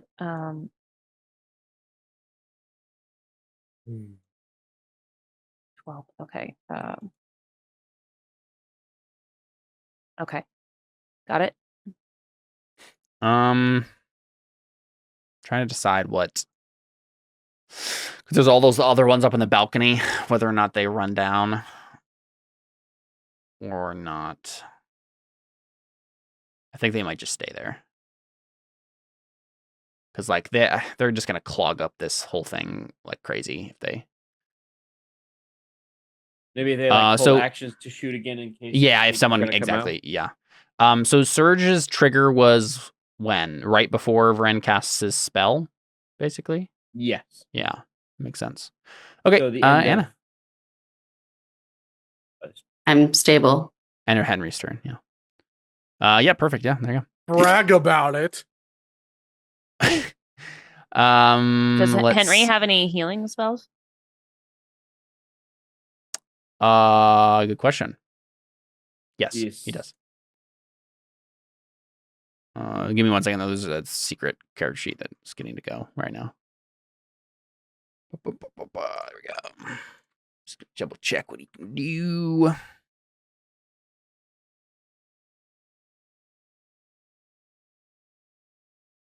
Yeah.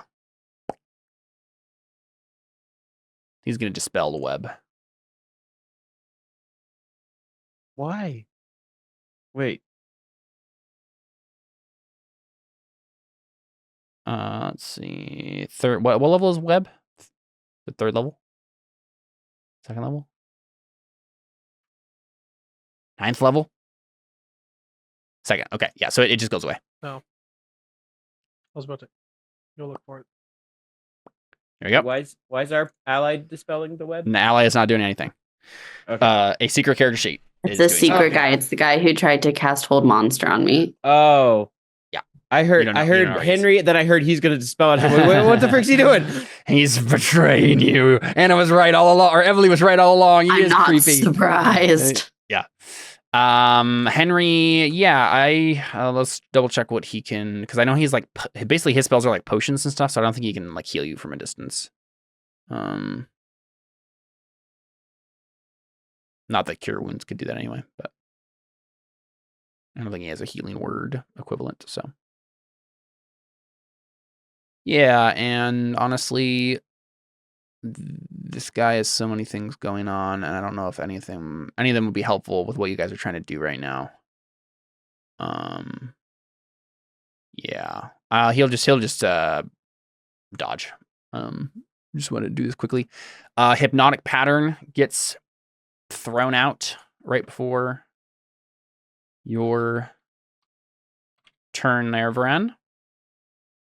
And we'll see who it catches. So he's doing it like right there. So what does that mean exactly? Pull this up again now.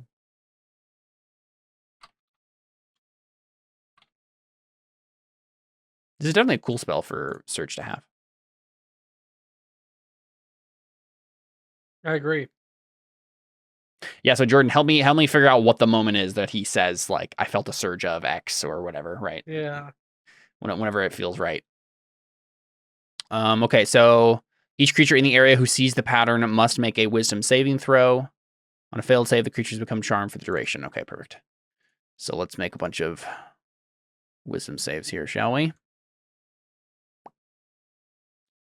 So we got 1, 2, 3, 4, 5, 6, 7, 8, 9, 10. And we'll go top to bottom, left to right. 5, 6, 7, 9, 10.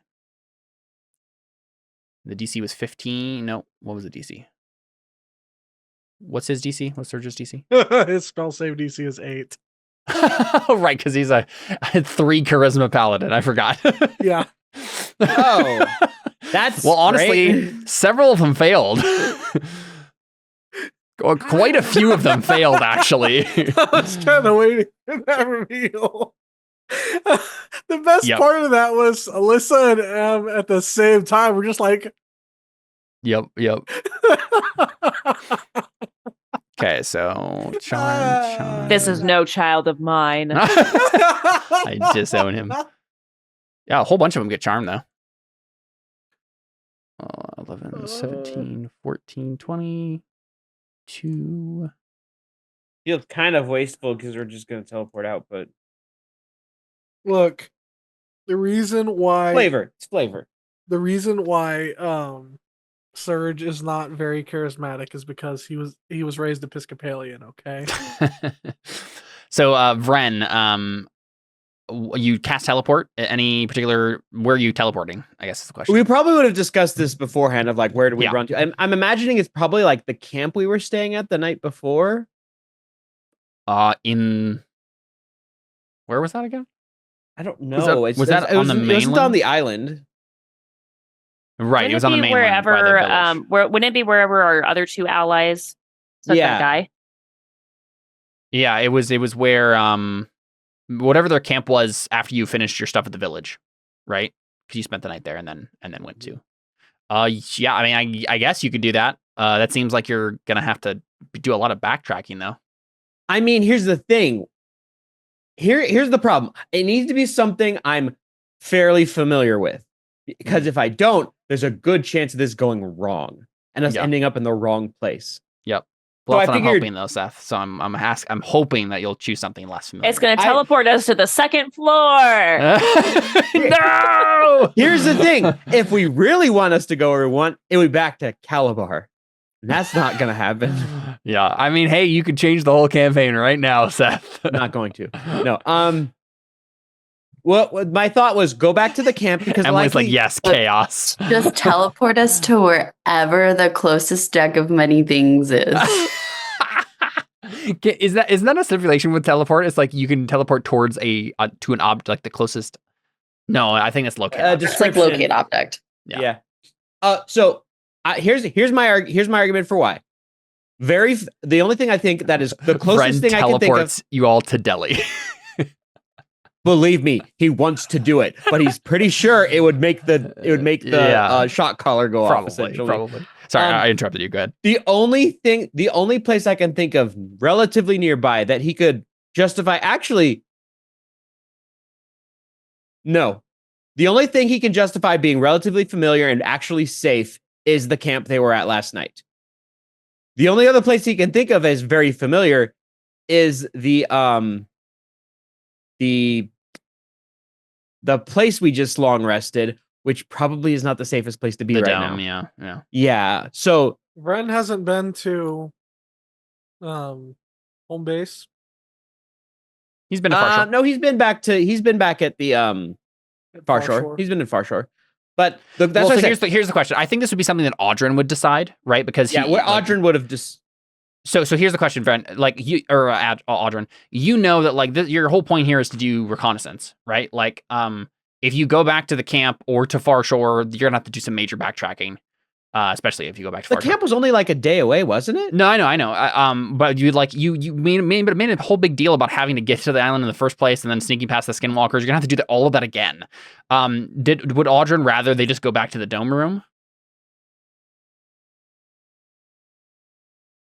Because here's the problem: if they get the dome room wrong, it might just not bring us. It might be too close. Yeah, that's true. It's too close. If anything. If I go to the camp nearby, we're going to be somewhere in that area. Because that's the thing. Off target might bring us downstairs if we go to the dome room. I will say, downstairs, as far as we're aware, there aren't any people. Because they're all in there. Well, yeah, that's true. Depending on what, you don't know for sure, but there are definitely a lot of people in this room. Yeah. I think.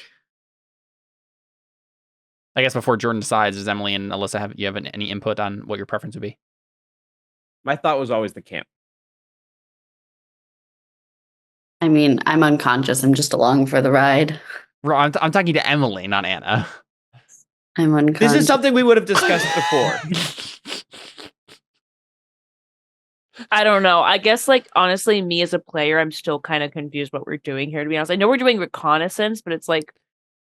Yeah, so remember... but it's Git is has gathered a bunch of, like, elementals and armies and stuff, and basically the plan was you're going to come do recon. What are we trying to find out? Exactly. You're trying to find out their strengths and defenses and weaknesses, like how to attack this place, how to assault it. And where is the Shadow Pearl operation? Because that's the actually main thing you need to stop. So obviously Git is going to have like them fighting stuff, but those would be the two main things. Is like, how do we, the next time when we attack, how does the army attack best? And how do we get to the Shadow Pearl operation the fastest? And you haven't done either of those things yet, though you do know there's a whole bunch of guys in this room, I guess. It's like the one thing you've learned. We know to avoid room 3. Exactly.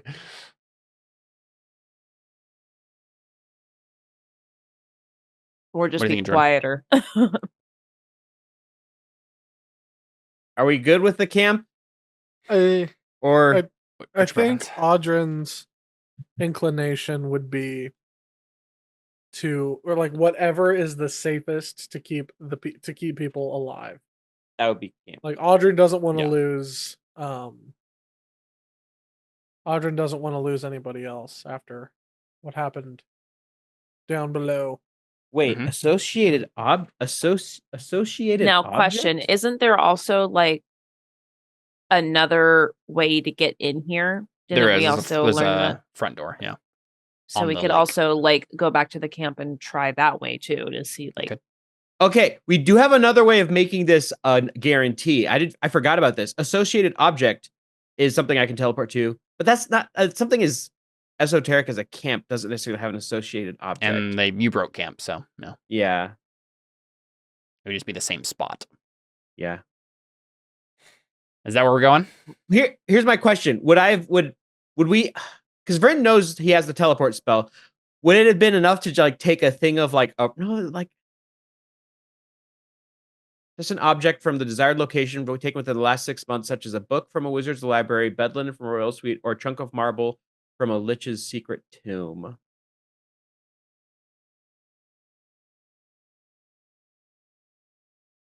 Okay, I can get us back here safely. But you're going to grab something here? I already did.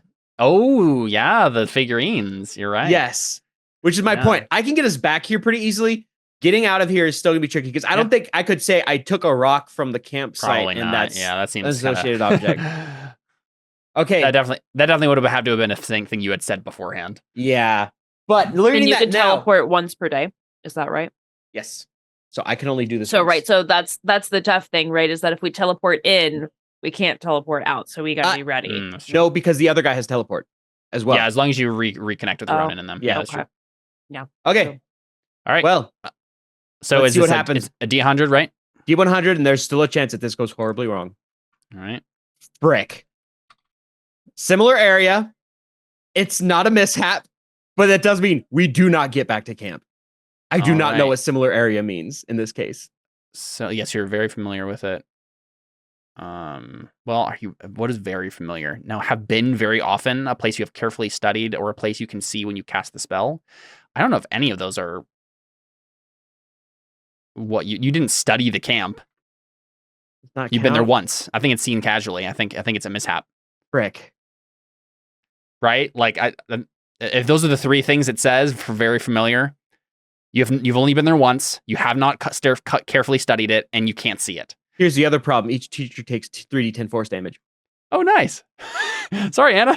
I guess as long as it... I don't think this is the way you die from this, but I think you just take it. I think this is probably where we cut the episode, though, where you figure out where the heck we end up. The DM rerolls on the table to see where you wind up. I should just take one death save fail, though. Yeah, that's basically what it does, and then you like revert. So it's not going to be that bad for you. Yeah. Oh, okay. The DM rerolls on the table to see where you wind up. That's what it says. So it's just a reroll, a multiple mishaps. You take damage and so like here's the question then. If that doesn't count, would Vern have gone back to camp or would he have gone somewhere more familiar? Where have we been? I don't think you would have done something besides that. Like that Okay. Going back any further back. Yeah. So yeah, go ahead and roll a D100. You should roll it again. See what happens. Okay, we do end up at camp. We just take 3d10 force damage. Yeah, that's dumb. You said to do it. Well, yeah, but like 3d10 force damage doesn't do anything to any of you. Like it's completely irrelevant, right? You got a 9. I want that to matter, right? Well, and you decide where we. No, you're right. I think I should. Let's talk about this for a second. What do we think is interesting for the story? Right? Like I don't care. I'm not gonna have you guys go to go to hell randomly or something, right? Like that's not interesting. We end up right in the area we were going to begin with. We end up in the place where the pearls get made. No, I'm not gonna let you speed run the dungeon. Hey, you said interesting. I'm giving you interesting. I don't know if that's instead of going to our camp. What if we land at a different camp? We land at a camp where the Crimson Fleet is. Let me check my notes and see if there's anyone around here that I know about. That's the camp of the people that we know. Wait, we already ran into them again. I guess I could have taken something from the. Dang it! I could have done that instead. I could have taken a stone from like the place just outside we were at and teleported us there. I mean, either way, I don't think it would have counted really for. Well, associated object is perfect. Yeah. I don't think you obviously didn't think to do. I didn't realize that was a thing I could do. Yeah. So, to be fair, didn't Vren just get this spell? This is the first time he's used it. Yeah. So I don't know. What do we think? Like, what I don't necessarily want to do is like derail it. I want to derail that. Like this season has already lasted long enough that I don't think I want to derail it too much longer. But it should be something interesting. Speed run the dungeon. Speed run the dungeon. We could. I suppose we could. We just want to. Should we take a break or like break now or? No. Let's figure this out because either we break the episode or we right like I guess the question is, Caleb, is there another room where like we would just teleport in and then immediately start combat again. I guess there's that's so many of those, right? But that's what I mean. Is like, is there another place where we go a little further in, but I don't know. So this is the thing. Here's my hesitancy. What I don't want to do is I don't want to negate the whole big subplot thing with Git, right? There should still be an assault on this temple. So I don't want to speedrun the dungeon. Fair enough. Like I guess he could show up in the middle of that, but like I don't know why he would have done so. So okay. But see, I guess this is why I'm confused. So if our goal is to get to where the shadow pearls are made, and something big isn't going to happen in there, then like I guess I'm confused, right? Like something big is. What do you mean? I don't. What do you like? Because if our goal is to get so far into this dungeon that we figure out where the shadow pearls are and whatnot, but how are we going? Like I don't understand what our plan was to avoid all of these attacks, like all these. Have the army distract them for you, right? This entire but for this reconnaissance, like we're not doing a very good job of being sneaky. I know. Yep. I have an idea. You haven't even tried. You've just been walking through places. I don't know why you're doing this, Alyssa. Well, I'm not supposed. I don't know. I have an idea of how we can fail forward. We teleport to Git's camp, where he's waiting for us. I guess, and then I guess you could just say like, okay, we've done all we can do. We're just gonna go attack. Is that the idea? I just think it's something. It's the only thing I can think of that's like. No, that makes sense to me. Right. So like we're not prepared for it as well. Yeah. Yeah. We Go ahead, don't Jordan. have the information. What were your I thoughts? have one other idea of where we could teleport to. Could we teleport to the other side of the island, where like into the port? Because there was another entrance that we found. The other side of this island. Yeah. I teleported on target is the thing, technically. So. Yeah, I like the idea that it's a different camp. I think that makes the most sense from the rules that we did make, plus the. Oh, what about the lost civilization that we never discovered? Did we ever lost civilization that you? Was Vryn part of that? I don't think Vryn was all the way back by Farshore. No, Farshore. That's so far away. That would be very far away. That would stink. But it would just be really funny. Just like, hey, the lost civilization that we. Yeah, I think Git's camp makes the most sense. I like that suggestion. Because it will help us. I think idea is basically we were in over our heads. Like it's more dangerous than we thought. There's not much more reconnaissance we can do because there's too many of them, right? It's too much of a threat. Does that make sense to you guys? Yep. And so you're like, yeah, we're bad at sneaking anyway. Okay, full frontal assault. Yeah. Okay, so you guys teleport. I think we'll just keep going. I was gonna say, after we teleport and things are settling down, Audrin would go to Serge and be like, okay, what was that? Well,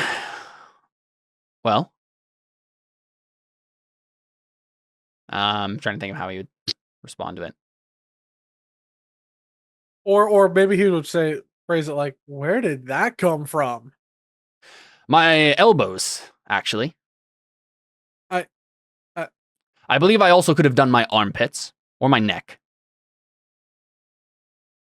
Just imagining him as Alphonse from Fullmetal Alchemist now. yeah, a little bit, yeah. He claps a metal hand on your shoulder and he says, the transformation you induced, Catalyst, it opened my eyes to many things. It also gave me focus. In that moment, I felt a surge of confidence. A surge of confidence. I felt like I could do whatever I put my mind to.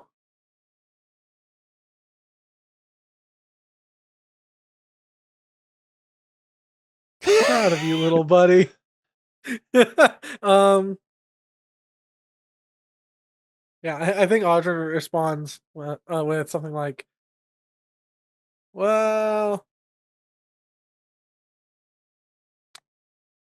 as long as you put your mind to reasonable things, I think that might be a good trait to have. Is displaying an illusion of the cosmos from your elbows not a reasonable thing to do? Oh, that's what you did. Oh, okay. Well, that no, that I think that was entirely reasonable. I think that was right. Yeah. Mm-hmm. Yep, that was a good call. I really like that word.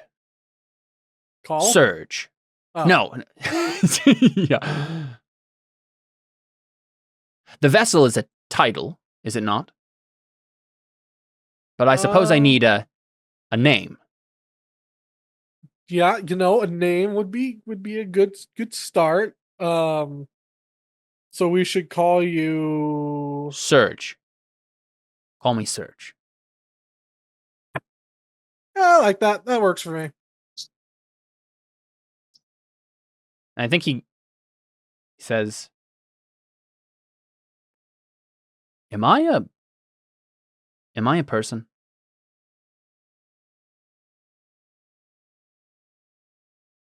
Andrin just says to himself, oh man, what's his name? I can't believe I forgot his name. Hold on. Now I've got to look up the name.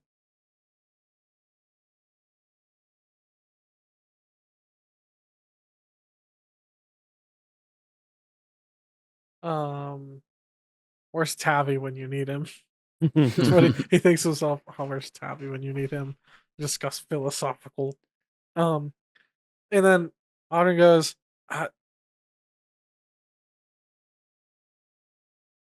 sure, yeah. I think so. I don't know why you wouldn't be a person. What yeah, there's a question for you. What? Did my mic pick that up? What? No. Speaking of non-people, my Alexa just was like, I'm not sure how to help you. Are you talking to another robot? Getting jealous. Yeah. That's so funny. I think Audrin just says, actually, I'm sorry, I lost my train of thought entirely. What was I even talking about? Whether he's a person. Mm-hmm. Oh yeah, that's it. Why wouldn't you be a person? What would make you not a person? I don't think I know the answer to that question yet. So I suppose I'll have to figure this out. Let's talk again soon, and I will have a list of questions for you. This will determine whether or not I am a person. Science. Audrin's like, Audrin thinks to himself, what have I done? Is this but a good thing? But I believe I have taken the first step. I have a name. Yes, you have a name. It is Surge. And your name, Catalyst, is Audrin. Yes, so you don't have to call me Catalyst. You can call me Audrin. I will do so. That is Takui. Yes, the mother. Looks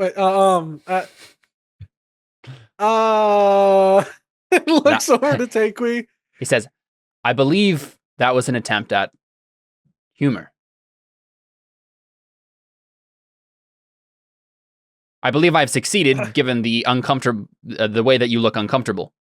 Audrin just claps his hands together and says, "And this is Anna." Yeah, we get the instructions. And then he points to Bren. Oh, yeah, that's Anna's unconscious. The one unconscious is. I'm assuming she's been healed by now, but yeah, it's probably.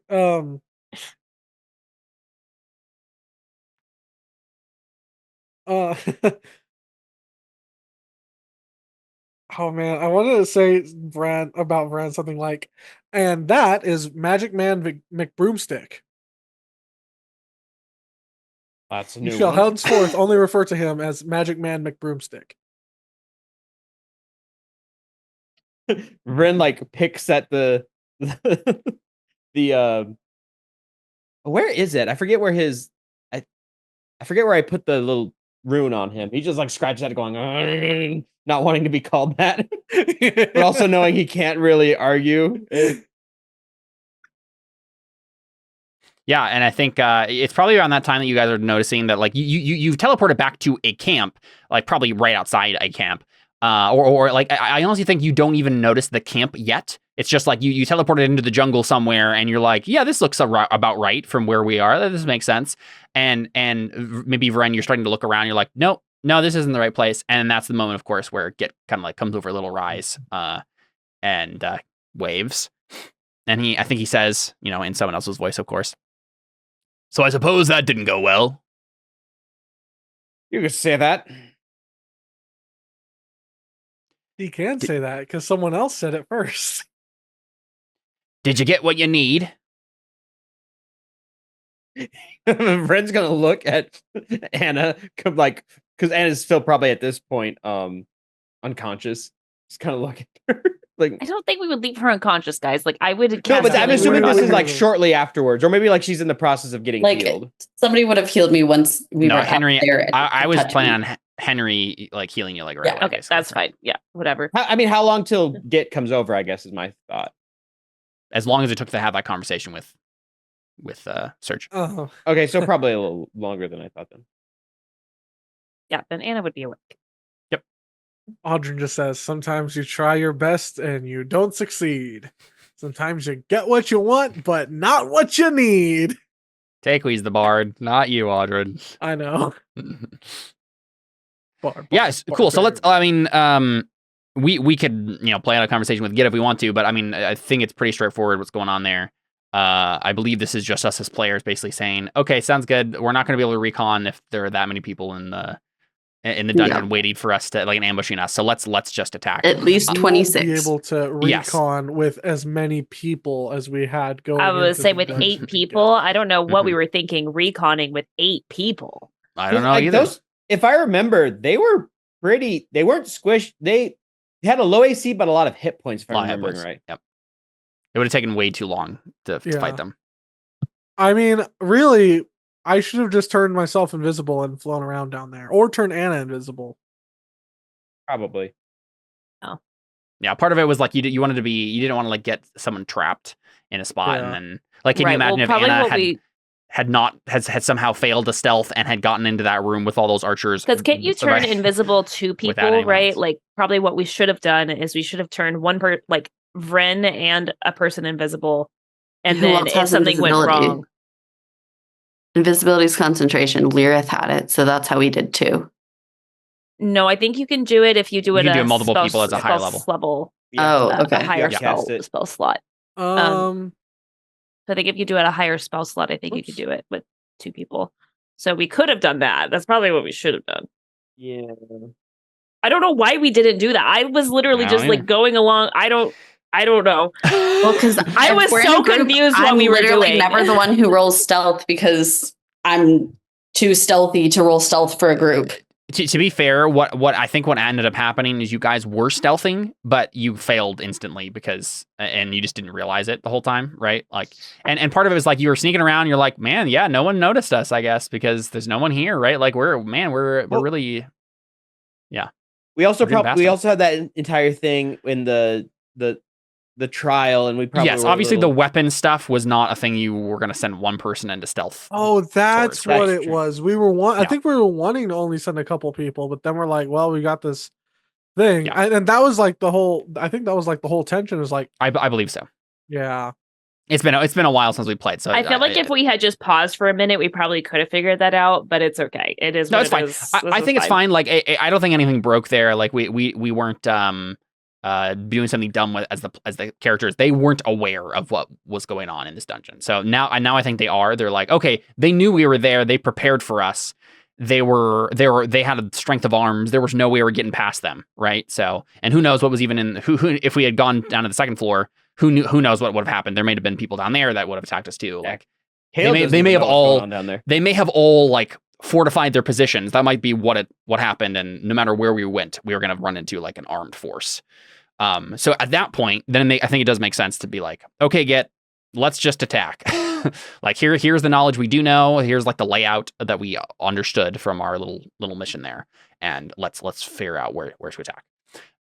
Do you guys have any thoughts on that?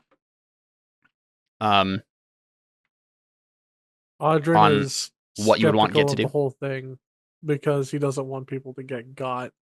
Yeah. As a note, the people that I mean, there's the what are they called? The Phanatons that are going to help. There are, and was there any other like larger force? I know he had a bunch of like elementals and stuff that could help. But speaking of elementals, I want to talk to Git about the thing that I did. Oh yeah, sure. This elemental is yeah. So Audrin goes, all right, Git. We got to the weapon in there, and this strange thing happened. I felt this kind of chi energy thing going on, and there was this elemental I was fighting, and then I kind of tinkered with it, and I turned it into him. Get a wipe over to Surge, and he just like waves, and then wipe back, and then Get kind of taps his chin with a claw and with a talon, and he says,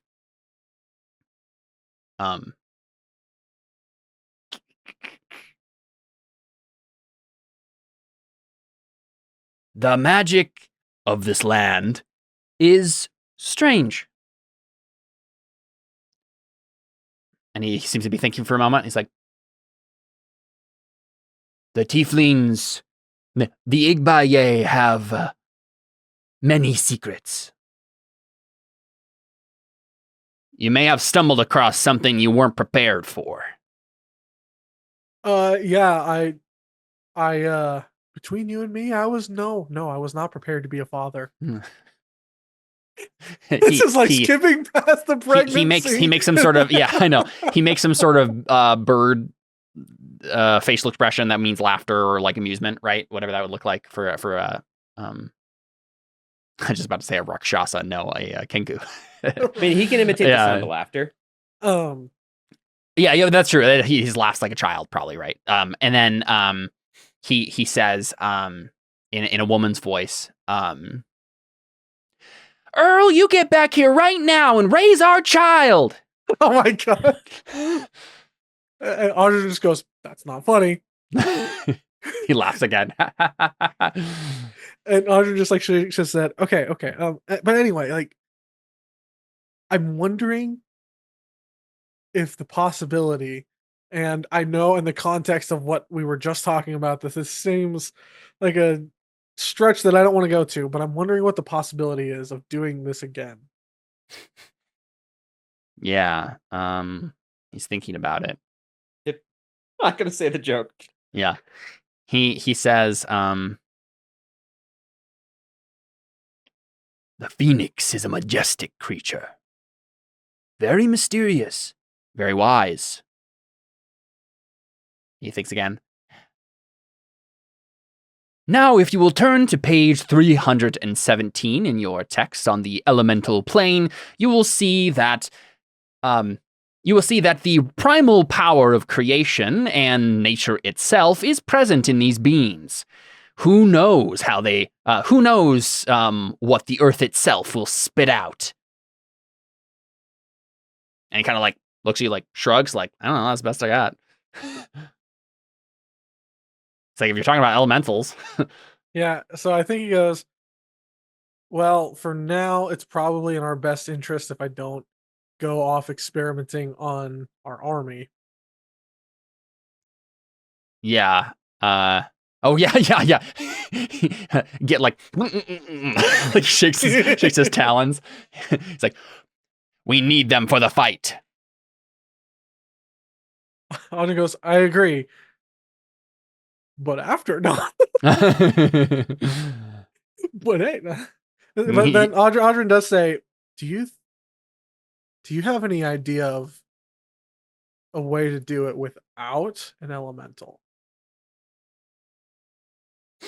Like, is there anything like similar to an elemental? Yeah, so he says, there are 3 parts to this world: the body, the mind, and the soul. And then he walks up to you, pokes you in the chest. The soul is the most powerful of all.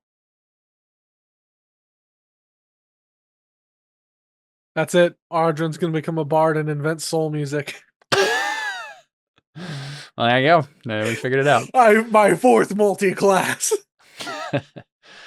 Cool. Yeah, I mean, obviously, there's going to be more of a conversation in future, and you'll be able to figure out and tinker with things with your chi and all that stuff. But Git will certainly be down to help you in future. And I honestly, I can just ask Josh Lang and see if he has any ideas.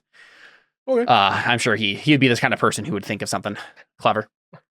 Audren at some point goes off and just starts praying, and he's like, what does he call Miguel? Does he just call him Miguel? Like, what's the name that he has? Oh, Mikhail is the name of the, right. of the god of death, yeah. So I think Audren, it can be found later just praying like, Mikhail, I did something and I don't know. I did. If you have any info on any of this, I'd appreciate the help. Make a religion check. Okay. I have an idea. Audrey Wouldn't just that hears, be the god of? What did you pray to? Arya, Araya, because she's the goddess of life. I guess that's probably who Audrey would pray to. Okay. I don't know. I mean, I guess you talk to Mikhail also. So yeah, Mikhail, I think Mikhail makes sense. Like he's like the god you have the most contact with. So let's start there.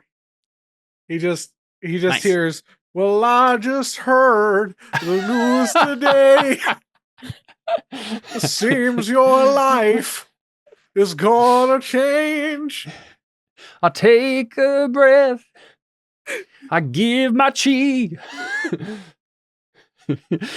I stand in awe. It's Warforged McGee. I made a Warforged. Anyway, okay. So I think with a DC 20 religion check, which you've succeeded, I think you get a little ping, a little impression in your mind from Mikhail. And it's not so much like a direct communication as like an image. And he, or more like a little tingling sensation. Audrey, you have a birthmark, right? Yeah. You feel it. Do we remember where that is? I know we wrote it down somewhere, but on his lower back. Lower back. Okay, yeah. You feel a tingling on your birthmark. And you get the impression that,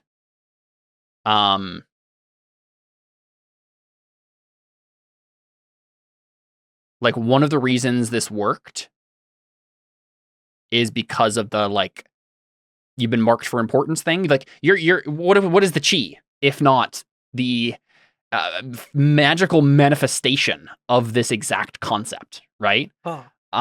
And so it really does have a lot to do with life too, right? But like you're destined to come back, and in a way you're starting to think that maybe it's not just rebirth for you. Maybe it's not just resurrection for you, but it's also recreation, right?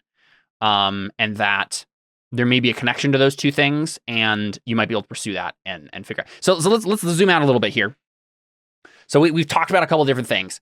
I like the idea that like the idea the kind of path we're going to go down here is not even so much. I think I'm more interested in Surge as like that time elemental thing being a unique thing. Mm-hmm. Whereas the other Warforged are going to be normal constructs that are imbued with sentience. I don't think we should pursue the let's transform all these elementals into people. Like, let's not do that. But I think really what that was, like, that elemental was in a way another manifestation of the same thing, right? It was like the guardian of the chi. It was all part of that thing there. So really what I think Audrin did is he took the heart and soul of the trials themselves and put them in to a body with the chi activated and stuff. But I think I would like to pursue, like, the idea that, like, now Audrin has the chi. He can choose to upgrade Surge. He can choose to pour more energy into him, or you can figure out a way, right? You can figure out a way to make more of these Warforged by. I don't think you can do the same thing you did again. By yourself, but I think through Surge, you can make more, right? Like, as we talked about earlier in the session, the idea that he's giving up himself.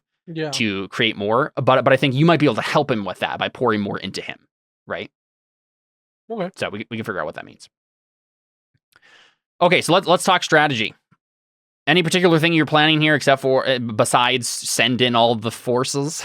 I'm confused. What's this strategy you speak of? I thought we were right. Strategy is going to be do better than this time. Step 1, we get a ring of dispel. Which ring of dispel? Which yeah. You know, the ring that, like, you put the ring you put on and you can't have magic on you. Well, yeah, just like dispels magic. A ring of dispel magic. I don't think that exists, but I think there is a similar thing. Yeah. So we got one of those. We got a bunch of cannonballs. Okay. This is taking a weird turn. We shrink them all down. So they're, like, permanently, or maybe even temporarily, just all reduced, so they're all tiny. Then I load them into my pistol, and I put the ring at the end of the pistol.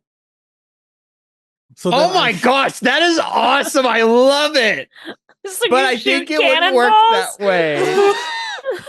I don't know if I think that would be a single time use thing. I'm not sure how that would work exactly. That's kind of insane, but I love it.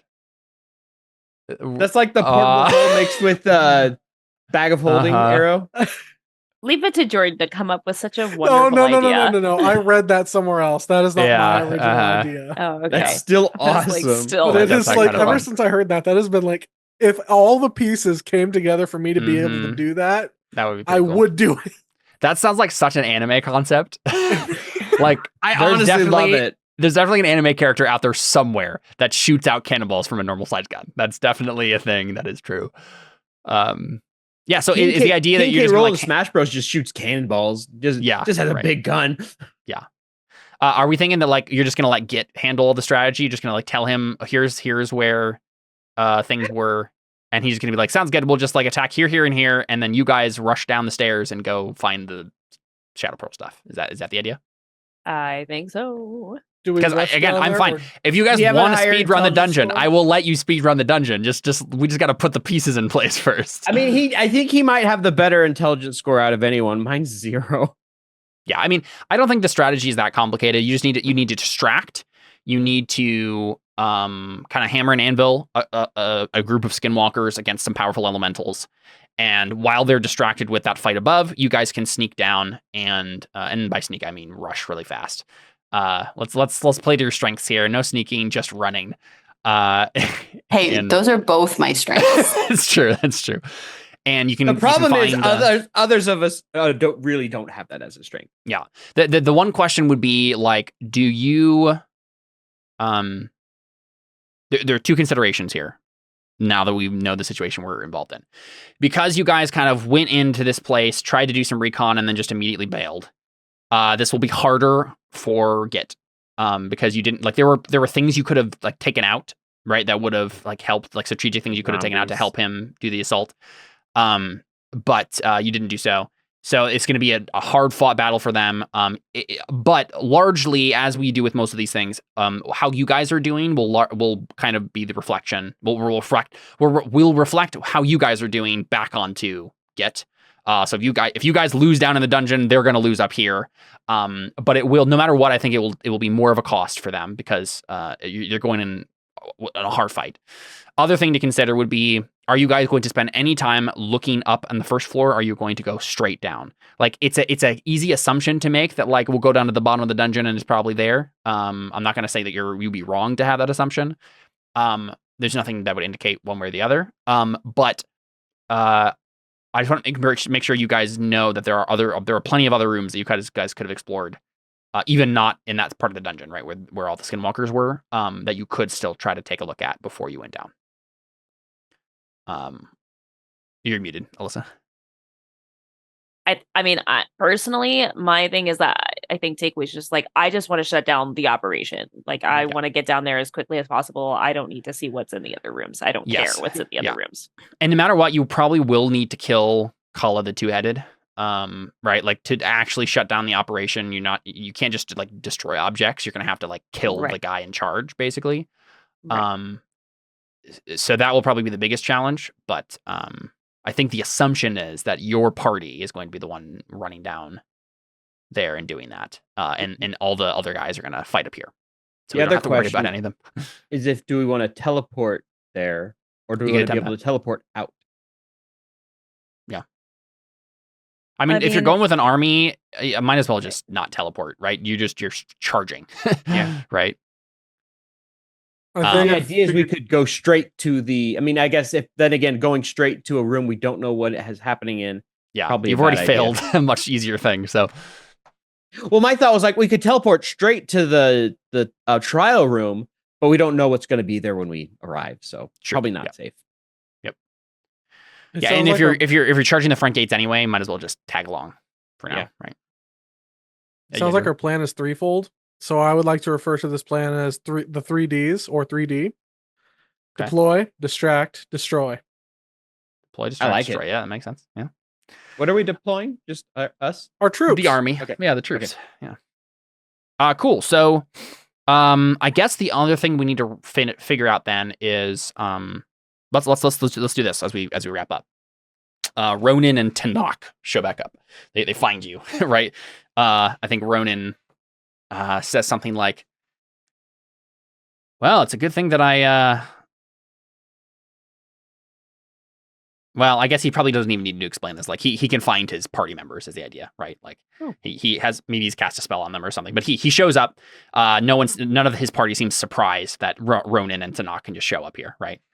And Ronan walks in and just says, well, how did it go? We suck. I think he looks at Anna and he says, do we have the weapon? Are we going to go visit the Lady of Pain now? Audra nervously just like stands and hides behind. You're not taking our child. Well, he's not the weapon. Well, closest thing we have to the it. Weapon. I just kind of go, it didn't go exactly as we thought it would. And what is that supposed to mean? I wasn't the one who passed the trials. Oh, so Damien or Henry? No, they failed before I did. Yeah, Damien before you even finish to the ground. Before you even finish, Damien just says, we failed. The trials were, well, let's just say that it was neither our fortes. And then Ronan frowns and he says, well, we're taking one of you to the Lady of Pain. Who is it?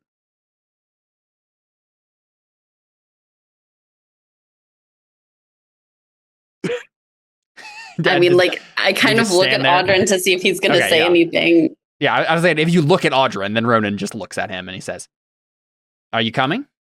I swear to God, if you touch my man, I will. Higby, what is wrong with you? Hard with my hammer that somebody cast dispel magic on her. Whoa, what's wrong with her? I think Tanakh says, "Whoa! Is everyone okay?" You will not take him to the Lady of Pain.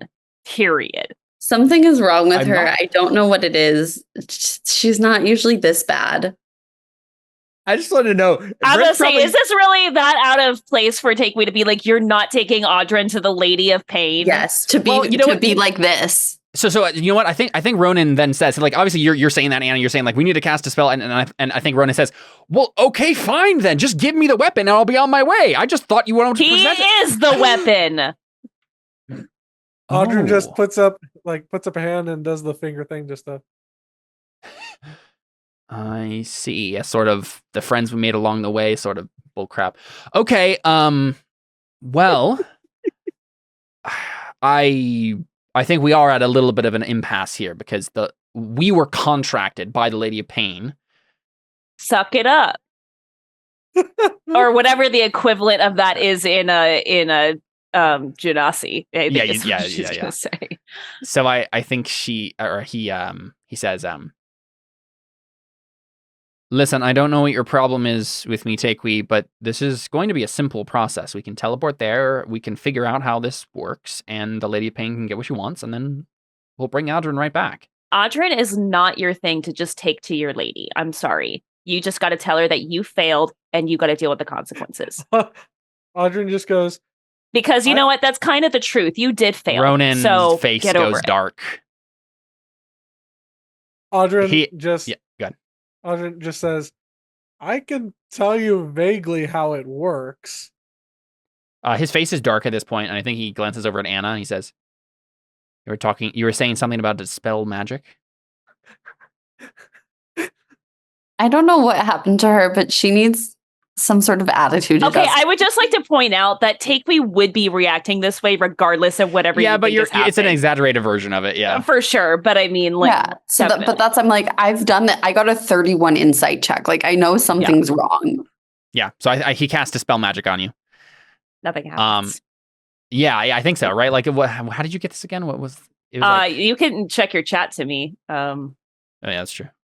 I'd like to note that Vren is just loving this right now. He's just loving the chaos. It's like it's like reality TV for him. He's just enjoying it so very, very much. Mm-hmm. All right, here we go. Oh, I know what this is. It's it's yeah. When did you get it? Like, hold on, hold on. I message. Perfect. Isn't that what it is? An effect from the dome room. Yeah. Yeah, I know that, Alyssa. What I'm wondering is like when I rolled it and why I rolled it. Do we remember? Because I smashed the thing to help Audrin get out. Yes. Okay. So it is a curse then. So I guess dispel magic doesn't work. You need to like remove curse then, right? Yeah. Yeah. Okay. Yeah. So you cast dispel magic. He's like, I think he says, well, she's not being mind controlled or anything. Does anyone have the ability to remove curses? What is wrong with you guys? He's ignoring you at this point. Look, a lot of stuff is wrong with a lot of us, but specifically, there's also something wrong with you, Takui. Anna, I don't understand why you are defending these people who want to take your friend to this evil witch. I just said there's a lot of stuff wrong with a lot of us, but also specifically you. There's nothing wrong with me. I love him. And I'm not going to let you take him. Audrin reaches a hand and like gently puts it on Takui's shoulder. Takui, I don't plan on going anywhere because I think once I explain to them what happened and give them the info that they need of the weapon, then they can take that info to the Lady of Pain and benefit from that however they need to. That's not what they're saying, Audrin. And I swear, like, on my life, I'll protect you no matter what. You are the most important thing to me. Okay, so after Takui, I say real quick, Takui, you notice that Tanaka is trying to sneak up on you. And do what? Just touch you. He's gonna cast a spell on you. Oh, that's a song. Dang, I don't know how it goes. So, but with everything Audrin says, yeah. Does he or does anybody say anything about like, oh yeah, if you just have the information, we can take that? Not yet. At least Ronan doesn't. I think Damien might be like, Damien might start to speak, but like I'm curious what Takui does. Would Audrin have an idea of something's going on after Takui says he's the most important thing? Well, see, I think like Can I make like an insight check to see like what he's doing? Because I'm worried. I think what Tanakh is doing. Yeah, because I think my initial instinct, right, is that he's gonna like cast like hold person on me and then like take Audrin. I think that's my like worry. So if I can just like get like semi of a level head, good. Then maybe I'll just be like, "What are you doing?" Instead of just like hit him or something. Yeah. Okay. So I have to beat a 9. Is that what it is? Yeah, beat a 9. Yeah. Okay. Okay. Yeah, he's trying to cast remove curse on you. He thinks you're like under some control, and he's like trying to help. Okay. So then I'll just if I know that he's not coming up to me with like ill intent kind of a thing, I think maybe I think maybe he's just like coming up to like put a hand on my shoulder or something. Yeah, that's what it looks like to you. Right. So I'm just like, Tanakh, I'm good. Okay, we're fine. I just don't take hand him. On your shoulder, and he casts remove curse, and your obsession ends. Takeway just like her mind just like clears, and she's just like,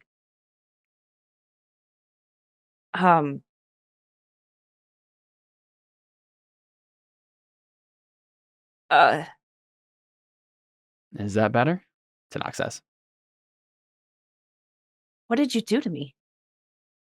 You were under a curse. What happened to me? You were under a curse. I removed it. Red's like, oh, it's over. She like breathes for a second. She just like,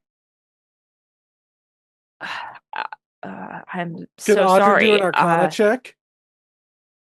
For what reason? To understand what just happened. You understand what just happened. Said remove curse. I think it's pretty obvious. But to understand like what the curse was. I think it was pretty obvious at this point. Like she's obsessed with you. Yeah. I knew something was wrong with you. She just like blinks and she just says like, okay. Are we going to be able to have a civil conversation now? Ronan says. Takeway like nods her head and she just says, yes, I'm sorry. Good. Audrin, you said you had an explanation. Go ahead. The weapon isn't a physical manifested weapon like we thought. Mm-hmm. It's not it's not a sword, it's not a book, it's not even a patch of knowledge. You go through the test, and by making it all the way through the test, you are given this this energy that is manifested from your own potential. So I could go to the Lady of Pain, but all I could do was tell her, yeah, I have this thing where I guess I'm better at understanding my own potential and utilizing that. I think at that point, Serge raises his hand. He says, he also made me out of nothing. And Audrin goes, that is only partially true. I had materials to work with. Yeah, Ronan like looks, he's like, that looks different than, didn't you have a different construct before? Yeah, it kind of was, there was an elemental in there, and I kind of like put part of my soul in the elemental and then created him. I remember the whole potential thing. I'm still trying to think. Well, this seems easy enough. We bring you to the Lady of Pains. She siphons the potential, and everything's back to normal. See, I don't think that's how it works. If you can pour it into a construct, then there must be some way to pour it into a person. That's easy enough. But I did pour it into a person. It's the construct. That's my potential. The whole thing is, it's not that it's that everybody's potential is just poured into, like that's my specific thing. I probably would have gotten here in like we'll be able to work years. that out in time, Audrin, but I have to insist on this. I'm not going to hurt you, but we've been tasked to give the weapon to the Lady of Pain, and I'm not going to jeopardize my own employment by reneging on that deal. If we go through the process and it becomes and we realize it's impossible to get it out of you, then so be it. But at least I'll have something to tell the Lady of Pain besides I failed. Hold on. Oh, never mind. I don't have a great deception. I had this sick thought of, okay, better idea. You go away for now and we reconvene this, or I'll just kill myself and then you don't get the weapon. Okay, sure. Yeah, you could escalate immediately. That's drastic. I mean, we have other things that we need to take care of. This Lady of Pain can go kill herself. You can say as much, right? You can be like, okay, sure, after we figure out this other stuff, right? Like, yeah, I think Audrey at least says, look, we're kind of in the middle of something. I'll be happy to go talk to your Lady of Pain, but we have a thing that we need to do and take care of that is more pressing than this. Like, I genuinely don't have time to do this right now. Make a persuasion check.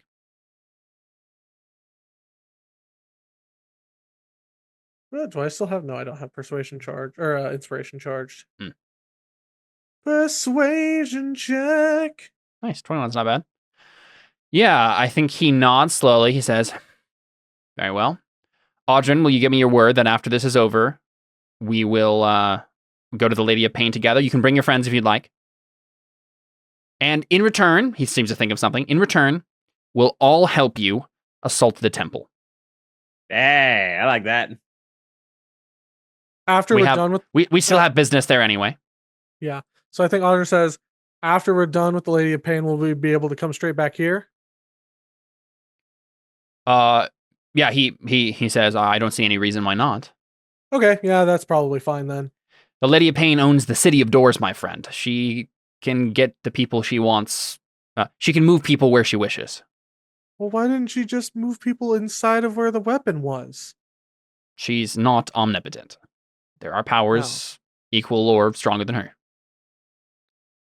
Where she excels is delegating, knowing the right people to be sent on the right missions. Wait, so is she the person? She's apparently not very good at it. If she sent these guys and they completely botched the mission. Is she the person that runs like the company in Monsters Inc? Yes, 100%.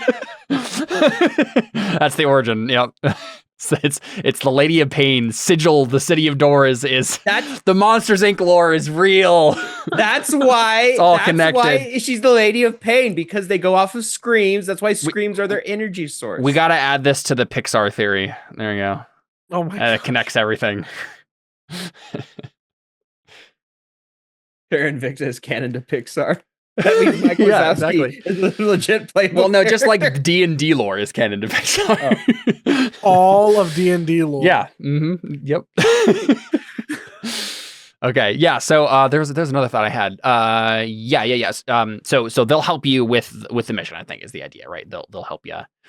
Unless they die in the process, and then I don't have to visit the Lady of Pain. Sure. Yeah, you can murder someone. I'm not going to murder anybody. I'm just saying, if it just so happened that the Skinwalkers will do it for us. See, yeah, that's great. Like we don't know what's going to happen while we're down there. And hey, if the Skinwalkers, not that you do anything to speed the process along, right? I mean, we've never done that. We genuinely won't, other than like maybe we won't revive them if they all happen to go down at once. Do we have a way to revive them?